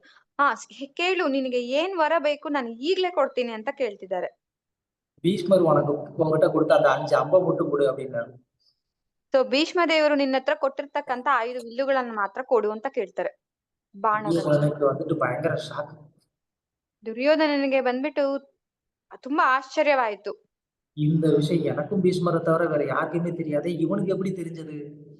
ಈ ವಿಷಯ ನನಗೆ ಮತ್ತೆ ಭೀಷ್ಮ ದೇವರಿಗೆ ಬಿಟ್ಟು ಬೇರೆ ಯಾರಿಗೂ ಗೊತ್ತಿಲ್ಲ ಅಲ್ವಾ, ಹೇಗೆ ಇವ್ರಿಗೆ ಗೊತ್ತಾಯ್ತು ಅಂತ ಹೇಳಿ. ஆனாலும் அவனால வந்து எதுவுமே பேச முடியல. அவன் என்ன பண்ணா, அந்த 5 ಬಾಣத்தை எடுத்து ಅರ್ಜುನನ್ட்ட கொடுத்துட்டான். ಸೊ ಅದರಿಂದ ಅವ್ರ ಕೈಲಿ ಏನು ಮಾತನಾಡಿಕೆ ಸಾಧ್ಯವಾಗ್ಲಿಲ್ಲ. ಅವ್ರು ಏನ್ ಮಾಡಿದ್ರು, 5 ಬಾಣಗಳನ್ನ ತೆಗೆದು ಅವ್ರ ಅರ್ಜುನನ ಕೈಯಲ್ಲಿ ಕೊಟ್ಬಿಟ್ರು. சோ அந்த பாணத்தை அர்ஜுனன் வாங்கிட்டு வந்துட்டான். ಸೊ ಆ ಬಾಣಗಳನ್ನ ಅರ್ಜುನರು ತೆಗೆದುಕೊಂಡು ಬಂದ್ಬಿಟ್ರು. அடுத்த நாள் காலையில 10வது நாள் யுத்தத்துக்கு வந்து பீஷ்மர் ரொம்ப ஆக்ரோஷமா ஆவேசமா வந்து கிளம்பி வர்றாரு. ಸೊ 10ನೇ ದಿವಸ ಭೀಷ್ಮ ದೇವರು ಬಂದ್ಬಿಟ್ಟು ಯುದ್ಧಕ್ಕೆ ತುಂಬಾ ಆಕ್ರೋಶದಿಂದ ಆವೇಶದಿಂದ ಬರ್ತಾ ಇದ್ದಾರೆ. துரியோதனுடைய கூடாரத்துக்கு டேய் வா வெளியில வா, அந்த பாணத்தை கூட ஏன்ட்ட அப்படின்னு கேட்கிறாரு. ಸೊ ದುರ್ಯೋಧನ ಗುಡಾರ ಹತ್ರ ಬಂದು ಅವ್ರು ಕೇಳ್ತಾ ಇದ್ದಾರೆ, ಹೊರಗಡೆ ಬಾ, ಆ ಬಾಣಗಳನ್ನ ಕೊಡು ಅಂತ ಹೇಳ್ಬಿಟ್ಟು ಕೇಳ್ತಾ ಇದ್ದಾರೆ. அவர் பேசுற அந்த வேகத்துக்கும் துரியோதனன் நடந்து வர்ற வேகத்துக்கும் பயங்கரமான ஒரு டிஃபரன்ஸ் இருக்கு. ಸೊ ಅದಿಲ್ಲಿ ಭೀಷ್ಮ ದೇವರು ಮಾತಾಡ್ತಕ್ಕಂತ ಆ ವೇಗಕ್ಕೂ ದುರ್ಯೋಧನ ನಡೆದು ಬರ್ತಾ ಇರ್ತಕ್ಕಂತ ವೇಗಕ್ಕೂ ತುಂಬಾ ಡಿಫ್ರೆನ್ಸ್ ಇದೆ.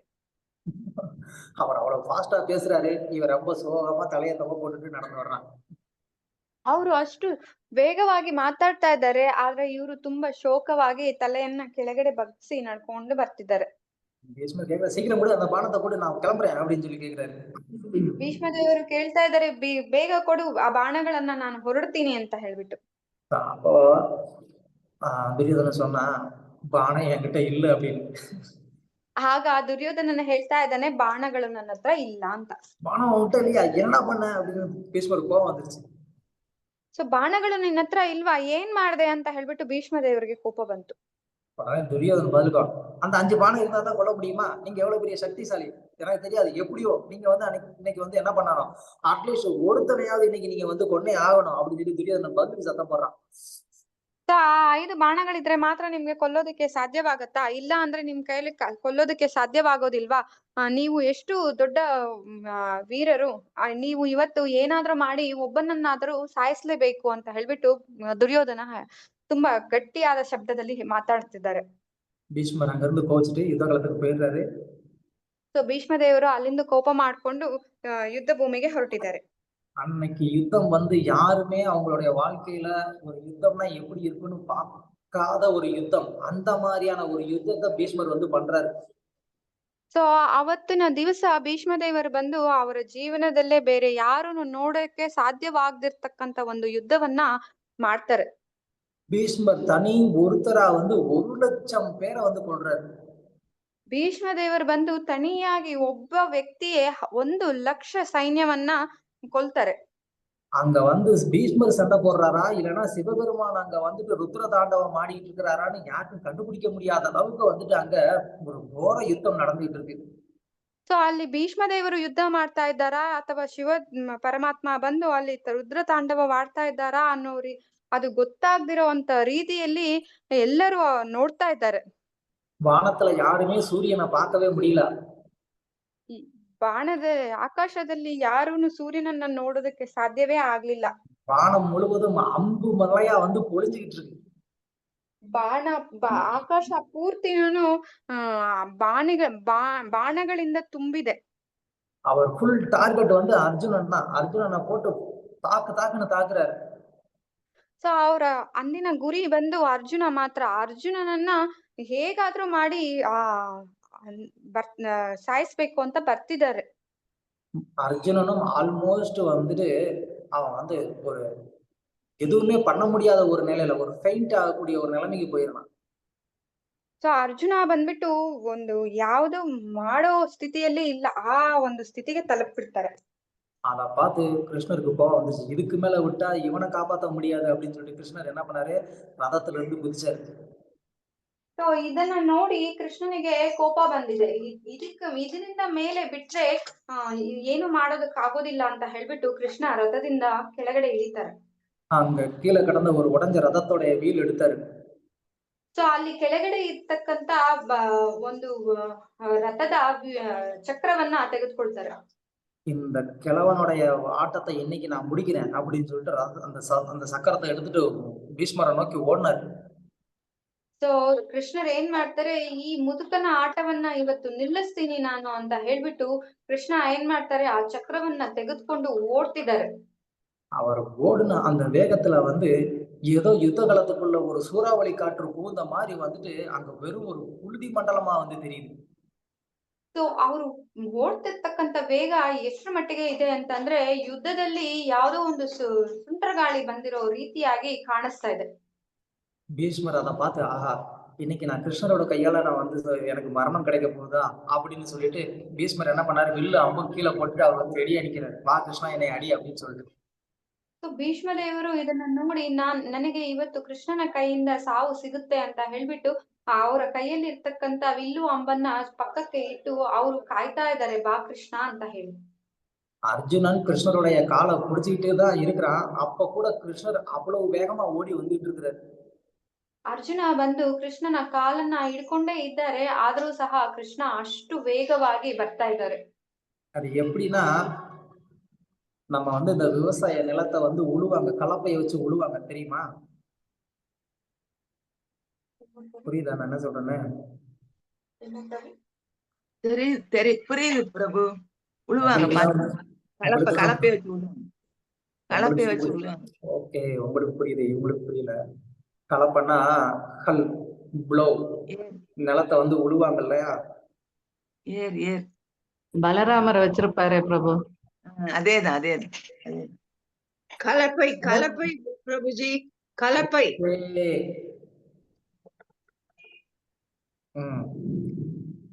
சொல்லுங்க, ಟ್ರಾನ್ಸ್ಲೇಟ್ பண்ணுங்க. ಹೊಲದಲ್ಲಿ ಉಳುವ ಒಂದು ಇದು ಆಯುಧ. உழுகும்போது எப்படி நிலத்தை வந்து அது ரெண்டா பொழக்கும், அது மாதிரி கிருஷ்ணருடைய கால் வந்து என்ன பண்ணிட்டு இருக்கு, அந்த யுத்த களத்தை வந்து கலப்பை வச்சு பொழந்த மாதிரி அது ரெண்டா பொழந்துகிட்டு இருக்கு.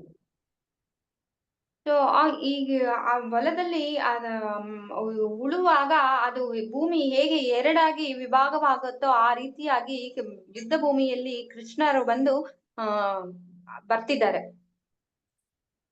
அர்ஜுனன் வந்து தயவு செய்து நீங்க பண்ணாதீங்க, நீங்க யுத்தத்துல வந்து ஆயுதம் எடுக்க மாட்டேன் நீங்க சபதம் பண்ணிருக்கீங்க, அதனால நீங்க தாக்க கூடாது அப்படின்னு சொல்லி அர்ஜுனன் கிருஷ்ணர் கிட்ட கெஞ்சிக்கிட்டே வர்றா காலை பிடிச்சிக்கிட்டு. ಸೊ ಅರ್ಜುನರು ಬಂದ್ಬಿಟ್ಟು ನೀವು ದಯಮಾಡಿ ಈ ಕೆಲಸವನ್ನ ಮಾಡ್ಬೇಡಿ, ಯುದ್ಧದಲ್ಲಿ ನೀವು ಆಯುಧವನ್ನ ಎತ್ತೋದಿಲ್ಲ ಅಂತ ಹೇಳ್ಬಿಟ್ಟು ಹೇಳಿದೀರಾ ಅಂತ ಹೇಳ್ಬಿಟ್ಟು ಅರ್ಜುನ ಅವರ ಕಾಲನ್ನ ಇಟ್ಕೊಂಡೇ ಬರ್ತಿದ್ದಾನೆ. கிருஷ்ணர் அதை கேட்க மாட்டான், நீ ஒழுங்கா யுத்தம் பண்ண மாட்டேங்கிற, நீ வந்து கொல்ல மாட்டா, நானே நீங்க கொண்டுறேன் அப்படின்னு சொல்லிட்டு கிருஷ்ணர் வேகமா ஓடிக்கிட்டே இருக்கிறாரு.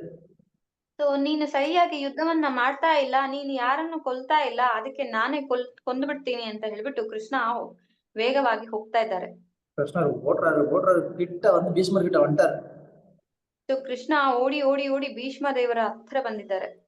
அப்போ பீஷ்மர் கிட்ட வந்த உடனே அர்ஜுனன் சொன்னா, நீங்க ஸ்டாப், இனிமே எதுவும் பண்ணாத, நான் வந்து நல்லா யுத்தம் பண்றேன் அப்படின்னு சொன்னா. ಸೊ ಆಗ ಅರ್ಜುನರು ಹೇಳ್ತಾ ಇದ್ದಾರೆ, ಇನ್ನ ನಿಲ್ಲಿಸು, ನೀನೇನು ಮಾಡ್ಬೇಡ, ನಾನು ಯುದ್ಧವನ್ನ ಸರಿಯಾಗಿ ಮಾಡ್ತೀನಿ ಅಂತ ಹೇಳಿ. பீஷ்மர் நிக்கிறாரு, கிருஷ்ணர் பீஷ்மருக்கு முன்னாடி வந்துட்டாரு, அந்த ரதத்தோடைய சக்கரத்தை வந்துட்டு பீஷ்மருடைய முகத்துக்கு முன்னாடி கொண்டாந்து நிப்பாட்டுறாரு.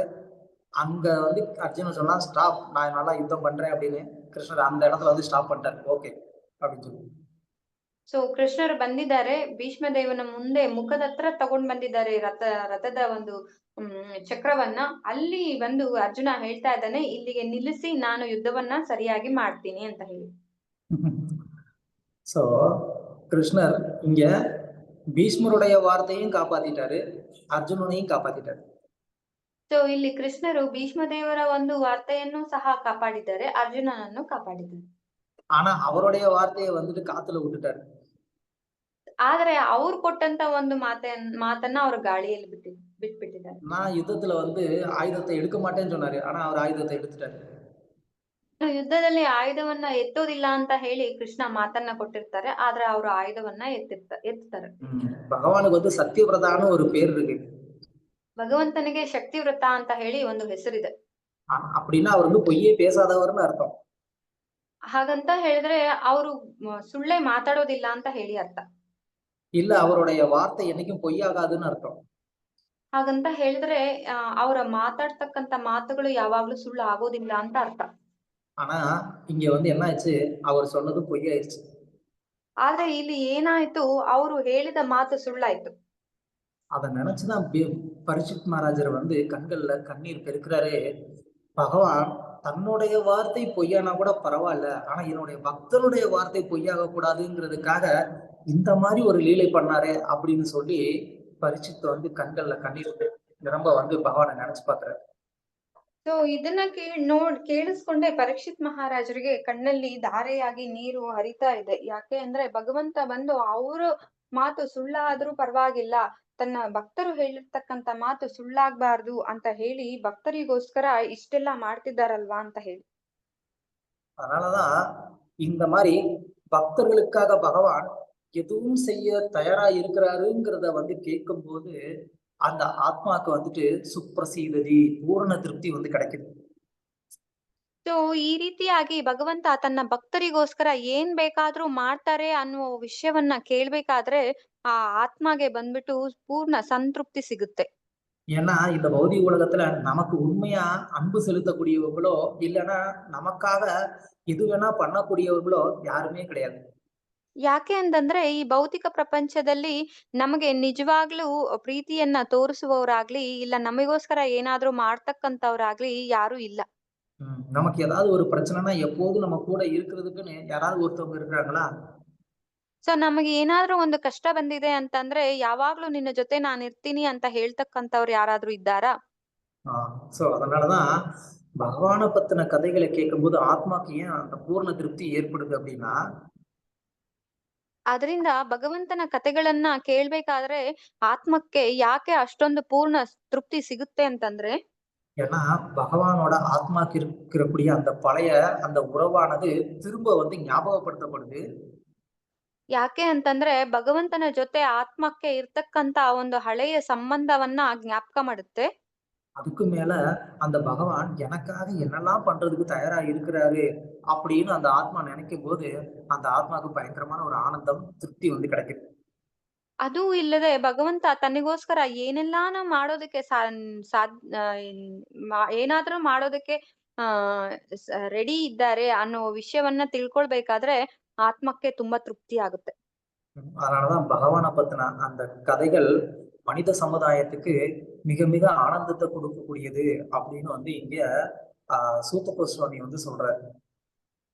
ಸೊ ಅದಕ್ಕೆ ಭಗವಂತನ ಕಥೆಗಳು ಬಂದ್ಬಿಟ್ಟು ಮನುಷ್ಯನ ಜನ್ಮಕ್ಕೆ ತುಂಬಾ ಆನಂದವನ್ನ ನೀಡ್ತಕ್ಕಂಥದ್ದು ಅಂತ ಹೇಳ್ಬಿಟ್ಟು ಇಲ್ಲಿ ಸೂತ ಗೋಸ್ವಾಮಿಗಳು ಹೇಳ್ತಾ ಇದ್ದಾರೆ. அதனால நம்மளுடைய வாழ்க்கையில நமக்கு ஆனந்தம் வேணும் அப்படின்னு நினைச்சோம்னா, பூர்ண திருப்தி வேணும்னு நினைச்சோம்னா, நம்ம எப்போதும் பகவானுடைய கதைகளை கேட்கறதுல நம்மளுடைய நேரத்தை வந்து நம்ம செலவிடணும். ಸೊ ಅದಕ್ಕೆ ನಮಗೆ ಆನಂದ ಸಿಗ್ಬೇಕು, ನಮ್ಮ ಜೀವನದಲ್ಲಿ ಪೂರ್ಣ ತೃಪ್ತಿ ಸಿಗ್ಬೇಕು ಅಂತಂದ್ರೆ ನಾವು ಭಗವಂತನ ಕಥೆಗಳನ್ನ ಕೇಳೋದ್ರಲ್ಲಿ ತುಂಬಾ ಆತೃತೆಯಿಂದ ಇರ್ಬೇಕು. அதை விட்டுட்டு நம்ம பௌதிகமான காரியங்கள் செய்யறதுலயோ இல்ல அந்த விஷயங்களை கேட்கறதுலயோ நம்ம வந்து நேரத்தை கொடுத்தோம் அப்படின்னா நமக்கு ஒரு திருப்தி கிடைக்காது. ಅದನ್ನ ಬಿಟ್ಬಿಟ್ಟು ನಾವು ಭೌತಿಕ ವಿಷಯಗಳ ಕಾರ್ಯಗಳನ್ನ ಮಾಡೋದಕ್ಕೆ ನಮ್ಮ ಸಮಯವನ್ನ ಕೊಡೋದ್ರಿಂದ ಅದರಲ್ಲಿ ನಮ್ಗೇನು ಸಿಗೋದಿಲ್ಲ. ಹರೇ ಕೃಷ್ಣ. ಹರೇ ಕೃಷ್ಣ. ಯಾರಿಗಾದ್ರೂ ಪ್ರಶ್ನೆಗಳಿದ್ರೆ ಕೇಳ್ಬಹುದು. யாருக்காவது ஏதாவது கேள்வி இல்ல கருத்துக்கள்?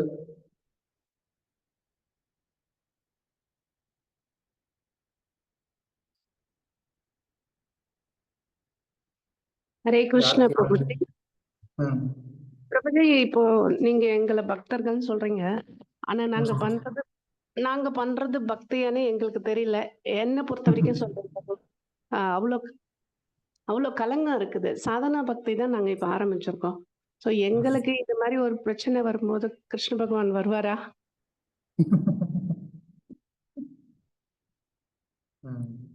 கேள்வியை ட்ரான்ஸ்லேட் பண்ணுங்க.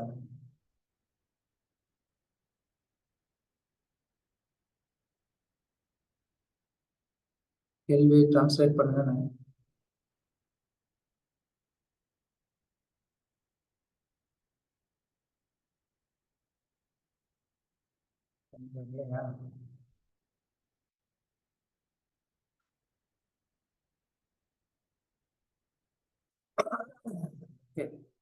మాతాజీ ఏమి క్వశ్చన్ అడిగారంటే, ఇప్పుడు నేను అంత ఒక గొప్ప భక్తుడు కాదు, బట్ కానీ భగవంతుడు నా కోసం వచ్చి ఇలా ఒక సహాయం చేస్తారా అని క్వశ్చన్ అడిగారు. மாதாஜியோட கேள்விக்கு பதில் என்ன அப்படின்னு சொன்னா, பகவான் வந்து என்ன சொல்லியிருக்கிறாருன்னா, ஏயதாமாம் பிரபத்தியந்தே தாம்சதெய்வ பஜாமிகம். அதாவது யார் ஒருத்தர் என்கிட்ட எந்த அளவுல சரணாகதி பண்ணியிருக்கிறாங்களோ அந்த அளவுக்கு நான் என்ன பண்றேன், நானே அவங்களுக்கு தேவையானதை நான் கொடுக்குறேன்னு தான் கிருஷ்ணன் சொல்றாரு. அவ்வளவுதான், ரொம்ப சிம்பிள். நான் என்னுடைய பக்தியோடைய ஒரு ரேஞ்ச் எந்த அளவுக்கு இருக்கோ அந்த அளவுக்கு நமக்கு கிடைக்கிறதெல்லாம் பகவான் தான் நமக்கு கொடுக்குறாரு, வேற யாராலும் கொடுக்கறது இல்லை. எப்போ ஒருத்தர் வந்து கிருஷ்ணருக்கு பக்தி பண்றதுக்குன்னு ஆரம்பிச்சுட்டாரோ அதுல இருந்து அவர் வந்து கிருஷ்ணருடைய ஒரு டைரக்ட் கண்ட்ரோல்ல வந்துடுறாரு. கிருஷ்ணர் என்ன பண்றாரு, அந்த பக்தருக்கு எது கொடுக்கணும் எதை எடுக்கணுங்கிறது அவருக்கு தெரியும், அவரே டைரக்டா அதை பண்றாரு. பட் நம்மளுடைய சரணாகதிக்கு ஏத்த மாதிரி அதை பண்றாரு. நல்ல உயர்ந்த சரணாகதி அடைந்த பக்தர்களுக்கு அவங்களுடைய லெவலுக்கு ஏத்த மாதிரி எடுக்கிறதா இருந்தாலும் கொடுக்கறதா இருந்தாலும் அது அவங்களுடைய ரேஞ்சுக்கு ஏத்த மாதிரி, நம்மளுடைய பக்திக்கு ஏத்த மாதிரி அவர் என்ன பண்றாரு, எடுக்கிறதோ கொடுக்கறதோ அதை அதுக்கேற்ற மாதிரி பண்றாரு. ஸோ பட் ஆனா பகவான் தான் பண்றாரு, அதுல எந்த விதமான ஒரு டவுட்டும் கிடையாது. ஓகேவா மாதாஜி? ஹரே கிருஷ்ண பிரபுஜி. நன்றி பிரபுஜி. அதுதான் பிரபுபாதர் வாழ்க்கையில நம்ம பார்க்கும்போது எல்லா விதத்திலயும் அவருக்கு எது தேவையில்லைன்னுட்டு மொத்தமாவே எடுத்துடுறாரு. முதல்ல தொழில வச்சுட்டாரு, அப்புறம் மனைவி மக்களை எல்லாரையுமே எடுத்துடுறாரு. சோ இப்ப அது போல நாங்க பண்ற இந்த கலங்கமான பக்தியில எதை எடுப்பாரு எதை கொடுப்பாருன்றது ரொம்ப சந்தேகமும் இருக்கு. ஆனா இந்த பக்தி ஒண்ணும் பெருசா நாங்க பண்றது இல்ல. சிம்பிளா ஒரு பிரசாதம் வைக்க கூட எனக்கு இங்க வாய்ப்பு இல்லை பிரபு. வீட்டுல அப்படி ஒரு சூழ்நிலை. ஸோ அதாலதான் எனக்கு இந்த குழப்பம் வந்தது, வேற ஒண்ணும் இல்லை Prabhu. Thank you Prabhu. Thank you మాతాజీకి ఏమి నేను ఉత్తరం అది ఆన్సర్ చెప్పానంటే, భక్తుడు అంటే వాళ్ళు యా స్టేజ్ లో ఉండాయన్నా కూడా పర్వాలేదు, వాళ్ళు ఎంత స్టేజ్ లో ఉంటారో, ఎంత శరణాగతి చేశారో దానికి ఆ లెవెల్ ఎంత వాళ్ళకు ఇయ్యాలా, ఎంత వాళ్ళ దగ్గర నుంచి తీసుకోవాలని భగవంతుడికి తెలుసు. సో అదే చేస్తారు. వాళ్ళు లెవెల్ తెలుసుకొని అది లెవెల్కి అది అవసరం చేస్తారు.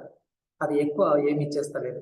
సో నేను ఎక్కువ సరెండర్ అయ్యానంటే నాకు ఎక్కువ అయ్యాలంటే ఇస్తారు, నా దగ్గర నుంచి ఎక్కువ తీసుకోవాలంటే తీసుకుంటాను. అది భగవంతుడి ఇష్టం. కానీ భగవంతుడే అది డైరెక్ట్ గా చేస్తారు. ఇచ్చినా కూడా తీసుకున్నా కూడా ఎవరు చేస్తారు? భగవంతుడే చేస్తారు, వేరే ఎవరు కాదు. సో ಅದಕ್ಕೆ భగవంతుడే డైరెక్ట్ గా మనకు కాంటాక్ట్ లో ఉంటారు. ఓకే, யா வேற ఎవరికైనా ఏమైనా క్వశ్చన్స్ ఉందియా? வேற யாருக்காவது ஏதாவது கேள்வி இல்ல கருத்துக்கள்? ஹரே கிருஷ்ணா. நமஸ்காரம் பிரபுஜி. அதாவது பகவான் வந்து பக்தர்கள் கிட்ட ஒரு வகையான அன்பை வெளிப்படுத்துவார். இது வந்து பீஷ்மர் கிட்ட அவர் காமிச்ச அந்த இதை வந்து எப்படி எடுத்துக்கிறது பிரபு? அவரோட வீர ரசம் அந்த மாதிரி சொல்லுவாங்க இல்லையா, அந்த மாதிரி. அதாவது அசுரர்களை கொல்லும் போது அவரோட மென்டாலிட்டி வேற மாதிரி இருந்திருக்கும். பீஷ்மரை கொல்ல போறது இல்ல, கோபமா அந்த ஒரு ஓட்டம் வந்து பகவானோட என்ன ஒரு மூட வந்து அது காமிக்கிறது. Good question Mataji. క్వశ్చన్ ఏమి అడిగారంటే, భగవంతుడు అసురుడి దగ్గర కూడా ఫైట్ చేస్తారు, ఇక్కడ భీష్ముడి చేతిలో కూడా ఫైట్ చేస్తారు. అసురుడి చేతిలో ఫైట్ చేస్తారంటే అప్పుడు ఆ మూడు ఎలా ఉండదు, ఇక్కడ భీష్ముడి చేతిలో ఫైట్ చేస్తారంటే అప్పుడు భగవంతుడి ఒక మూడు ఎలా ఉండదు అని క్వశ్చన్ అడిగారు. మంచి క్వశ్చన్. அதாவது பகவானை பொறுத்த வரைக்கும் அசுரர்களோ இல்லைன்னா பக்தர்களோ யாருமே அவருக்கு வந்து எதிரி அப்படிங்கிறது வந்து கிடையாது. ஒருத்தரை கொல்லும் போது வந்துட்டு அவர்களை வந்துட்டு ரொம்ப பகையோட பாக்குறாரு, அப்புறமா பீஷ்மரை பார்க்கும்போது அன்பா பாக்குறாரு அப்படின்றது, அந்த ரெண்டு பேருமே இவங்க எந்த மாதிரியான ஒரு அன்பு பரிமாற்றம் பண்ணாங்களோ அதுக்கேத்த மாதிரி பகவான் வந்து என்ன பண்றாரு, அந்த நேரத்துல அந்த மூடை வந்து வெளிப்படுத்துறாரு. அசுரன் வந்து சண்டை போடும் போது அவன் பகைவனை பாக்குறான், பகவான் வந்து என்ன பண்றாரு, அவனுக்கு அந்த பகைவனை அவன் பாக்குற அந்த ஒரு பாவத்துக்காக பகவான் வந்து என்ன பண்றாரு, தன்னை வந்து ஒரு பகைவனா காமிச்சுக்கிட்டு என்ன பண்றாரு, ரொம்ப கோபமா வந்துட்டு யுத்தம் பண்றாரு. ஆனா பகவானுக்கு எப்படி வந்து உண்மையிலே அவர் சிருஷ்டி பண்ண அந்த ஜீவாத்மாக்களுக்கு மேல வந்துட்டு கோபம் வர முடியும்? வராது. வாய்ஸ் ரொம்ப பிரேக் ஆகுது பிரபுஜி, சாரி.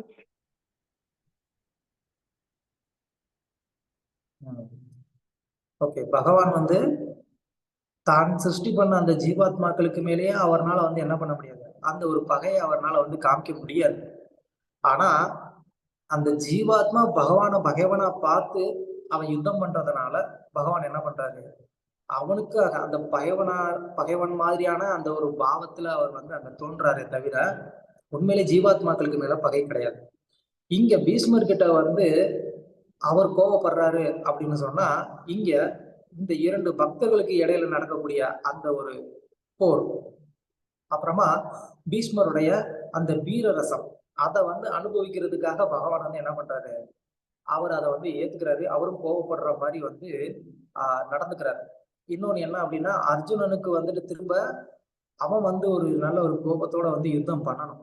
அதுக்காக தான் வந்து பகவான் என்ன பண்றாரு, அவர் கோபப்படுற மாதிரி அந்த கோபத்தை வந்து வெளிப்படுத்துறாரு தவிர உண்மையிலே பீஷ்மருக்கு மேல வந்து கோபமே கிடையாது. அவர் சந்தோஷப்படுறாரு. உண்மையில சொல்ல போனா பீஷ்மர் போட்ட பானம் எல்லாமே கிருஷ்ணருக்கு வந்துட்டு மாலையாக விழுந்தது அப்படின்னு சொல்லி ஆச்சாரியர்கள் சொல்லுவாங்க. அந்த அளவுக்கு கிருஷ்ணர் சந்தோஷம் தான் பட்டாரு, தன்னுடைய பக்தன் தனக்கு இந்த மாதிரி வந்து ஒரு அர்ப்பணம் செய்யறானே அப்படின்னு சொல்லி. சோ ரெண்டுமே வந்து எதிர் இருக்கக்கூடிய ஜீவாத்மா பகவானோட எந்த மாதிரியான ஒரு பாவத்துல அது இருக்குதோ அதை பொறுத்து பகவான் என்ன பண்றாரு, அதே மாதிரியே வந்து ரியாக்ட் பண்றாரு. புரிஞ்சுதா Mataji? Okay Prabhu, thank you. So Mataji క్వశ్చన్కి ఆన్సర్ ఏం చెప్పానంటే, భగవంతుడే అన్ని జీవాత్మకులు సృష్టి చేశారు.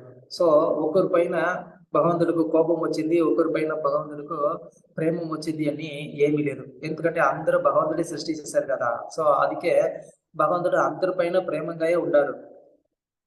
కానీ ఒక బద్ధ జీవుడు భగవంతుడు చూసి భగవంతుడు నాకు ఎనిమి అని వాళ్ళు అనుకుంటారు కదా. ఆ భావం కోసం భగవంతుడు ఏం చేశారు, అక్కడ ఒక ఎనిమి లాగా ఫైట్ చేస్తారు. అదికే అది చేస్తారు. లేదంటే భగవంతుడికి ఎవరు ఎనిమి లేదు. భీష్మరు ఇక్కడ ఫైట్ చేస్తారు. అప్పుడు భీష్మరు వేసిన బాణం అన్ని భగవంతుడికి ఒక పూ హారం, ఒక మాల లాగా భగవంతుడికి అది అర్పణం అయింది. సో భగవంతుడు అది దాంట్లో చాలా సంతోషపడ్డారు. భీష్మరి లాగా నాకు ఒక అర్పణం చేస్తారు అని. ఎందుకు కోపపడ్డారంటే, అర్జునుడు ఇక్కడ స్ట్రాంగ్ గా యుద్ధం చేయాల, వాళ్ళు ఇప్పుడు దగ్గర స్ట్రాంగ్ గా యుద్ధం చేయలేదు.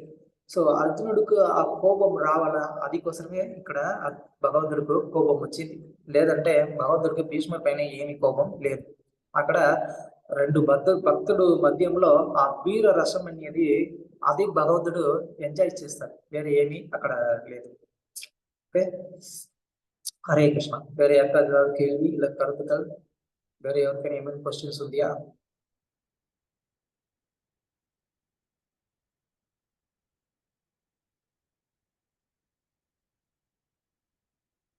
No question.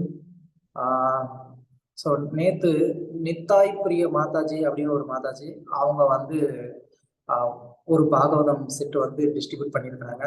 அதுக்கு எங்களுடைய மனமார்ந்த நன்றிகளும் பாராட்டுகளும். மாதாஜி தொடர்ந்து வந்து பிரபுபாதருடைய சர்வீஸ்ல வந்து ஈடுபடணும் அப்படின்னு சொல்லி நான் பிரபுபாதரையும் அதே நேரத்தில் கிருஷ்ணரையும் நான் வந்து வேண்டி கேட்டுக்கிறேன். அவங்களுக்காக நான் வந்து பிரார்த்தனை செஞ்சுக்கிறேன். ஸோ ரொம்ப நன்றி మాతాజీ உங்களுடைய இந்த సేవకి. నిన్నే నితాయ్ ప్రియ మాతాజీ అనే ఒక మాతాజీ వాళ్ళు ఒక భాగవతం సెట్ డిస్ట్రిబ్యూట్ చేశారు. సో వాళ్ళ కోసం మనం అందరూ ప్రార్థన చేసుకుంటాం. మాతాజీ కంటిన్యూస్ గా ప్రభుపాదు కృష్ణుడి సర్వీస్ లో వాళ్ళు ఎప్పుడు ఉండాలని భగవంతుడి దగ్గర ప్రార్థన చేసుకుంటాం. எல்லாருக்குமே இது என்னுடைய ஒரு ரெக்வெஸ்ட். நீங்க எல்லாரும் வந்துட்டு இந்த புக் மாரத்தான்ல நல்லா இன்ட்ரெஸ்டா நீங்க வந்து கலந்துக்கிட்டு இந்த பாகவதத்தை ஒருத்தவங்க வீட்டுக்கும் கொண்டு போய் நீங்க சேர்க்கணும் அப்படின்னு சொல்லி நான் வந்து வேண்டி கேட்டுக்கிறேன். అందరికీ ఇది మన రిక్వెస్ట్. అందరూ ఇది బుక్ మారథాన్లో ఈ భాగవతం అనేది అందరి ఇంటికి పోవాలా, దానికి మనం ఒక ప్రయత్నం చేయాలని నేను అందరి దగ్గర రిక్వెస్ట్ చేసుకుంటాను. ఇక్కడ ప్రభుపాదులు ఒక ప్లేస్ లో చెప్తారు, ఈ వ్యాసదేవుడు రాసిన ఈ భాగవతం అనేది ఒక్కొక్కరు చేతిలో పోవాలా. அதாவது பகவான் வியாசதேவர் எழுதின இந்த பாகவதம் அப்படிங்கிறது வந்து ஒருத்தவங்களுடைய கைக்கு அது வந்துட்டு போகணும் அப்படின்னு சொல்லி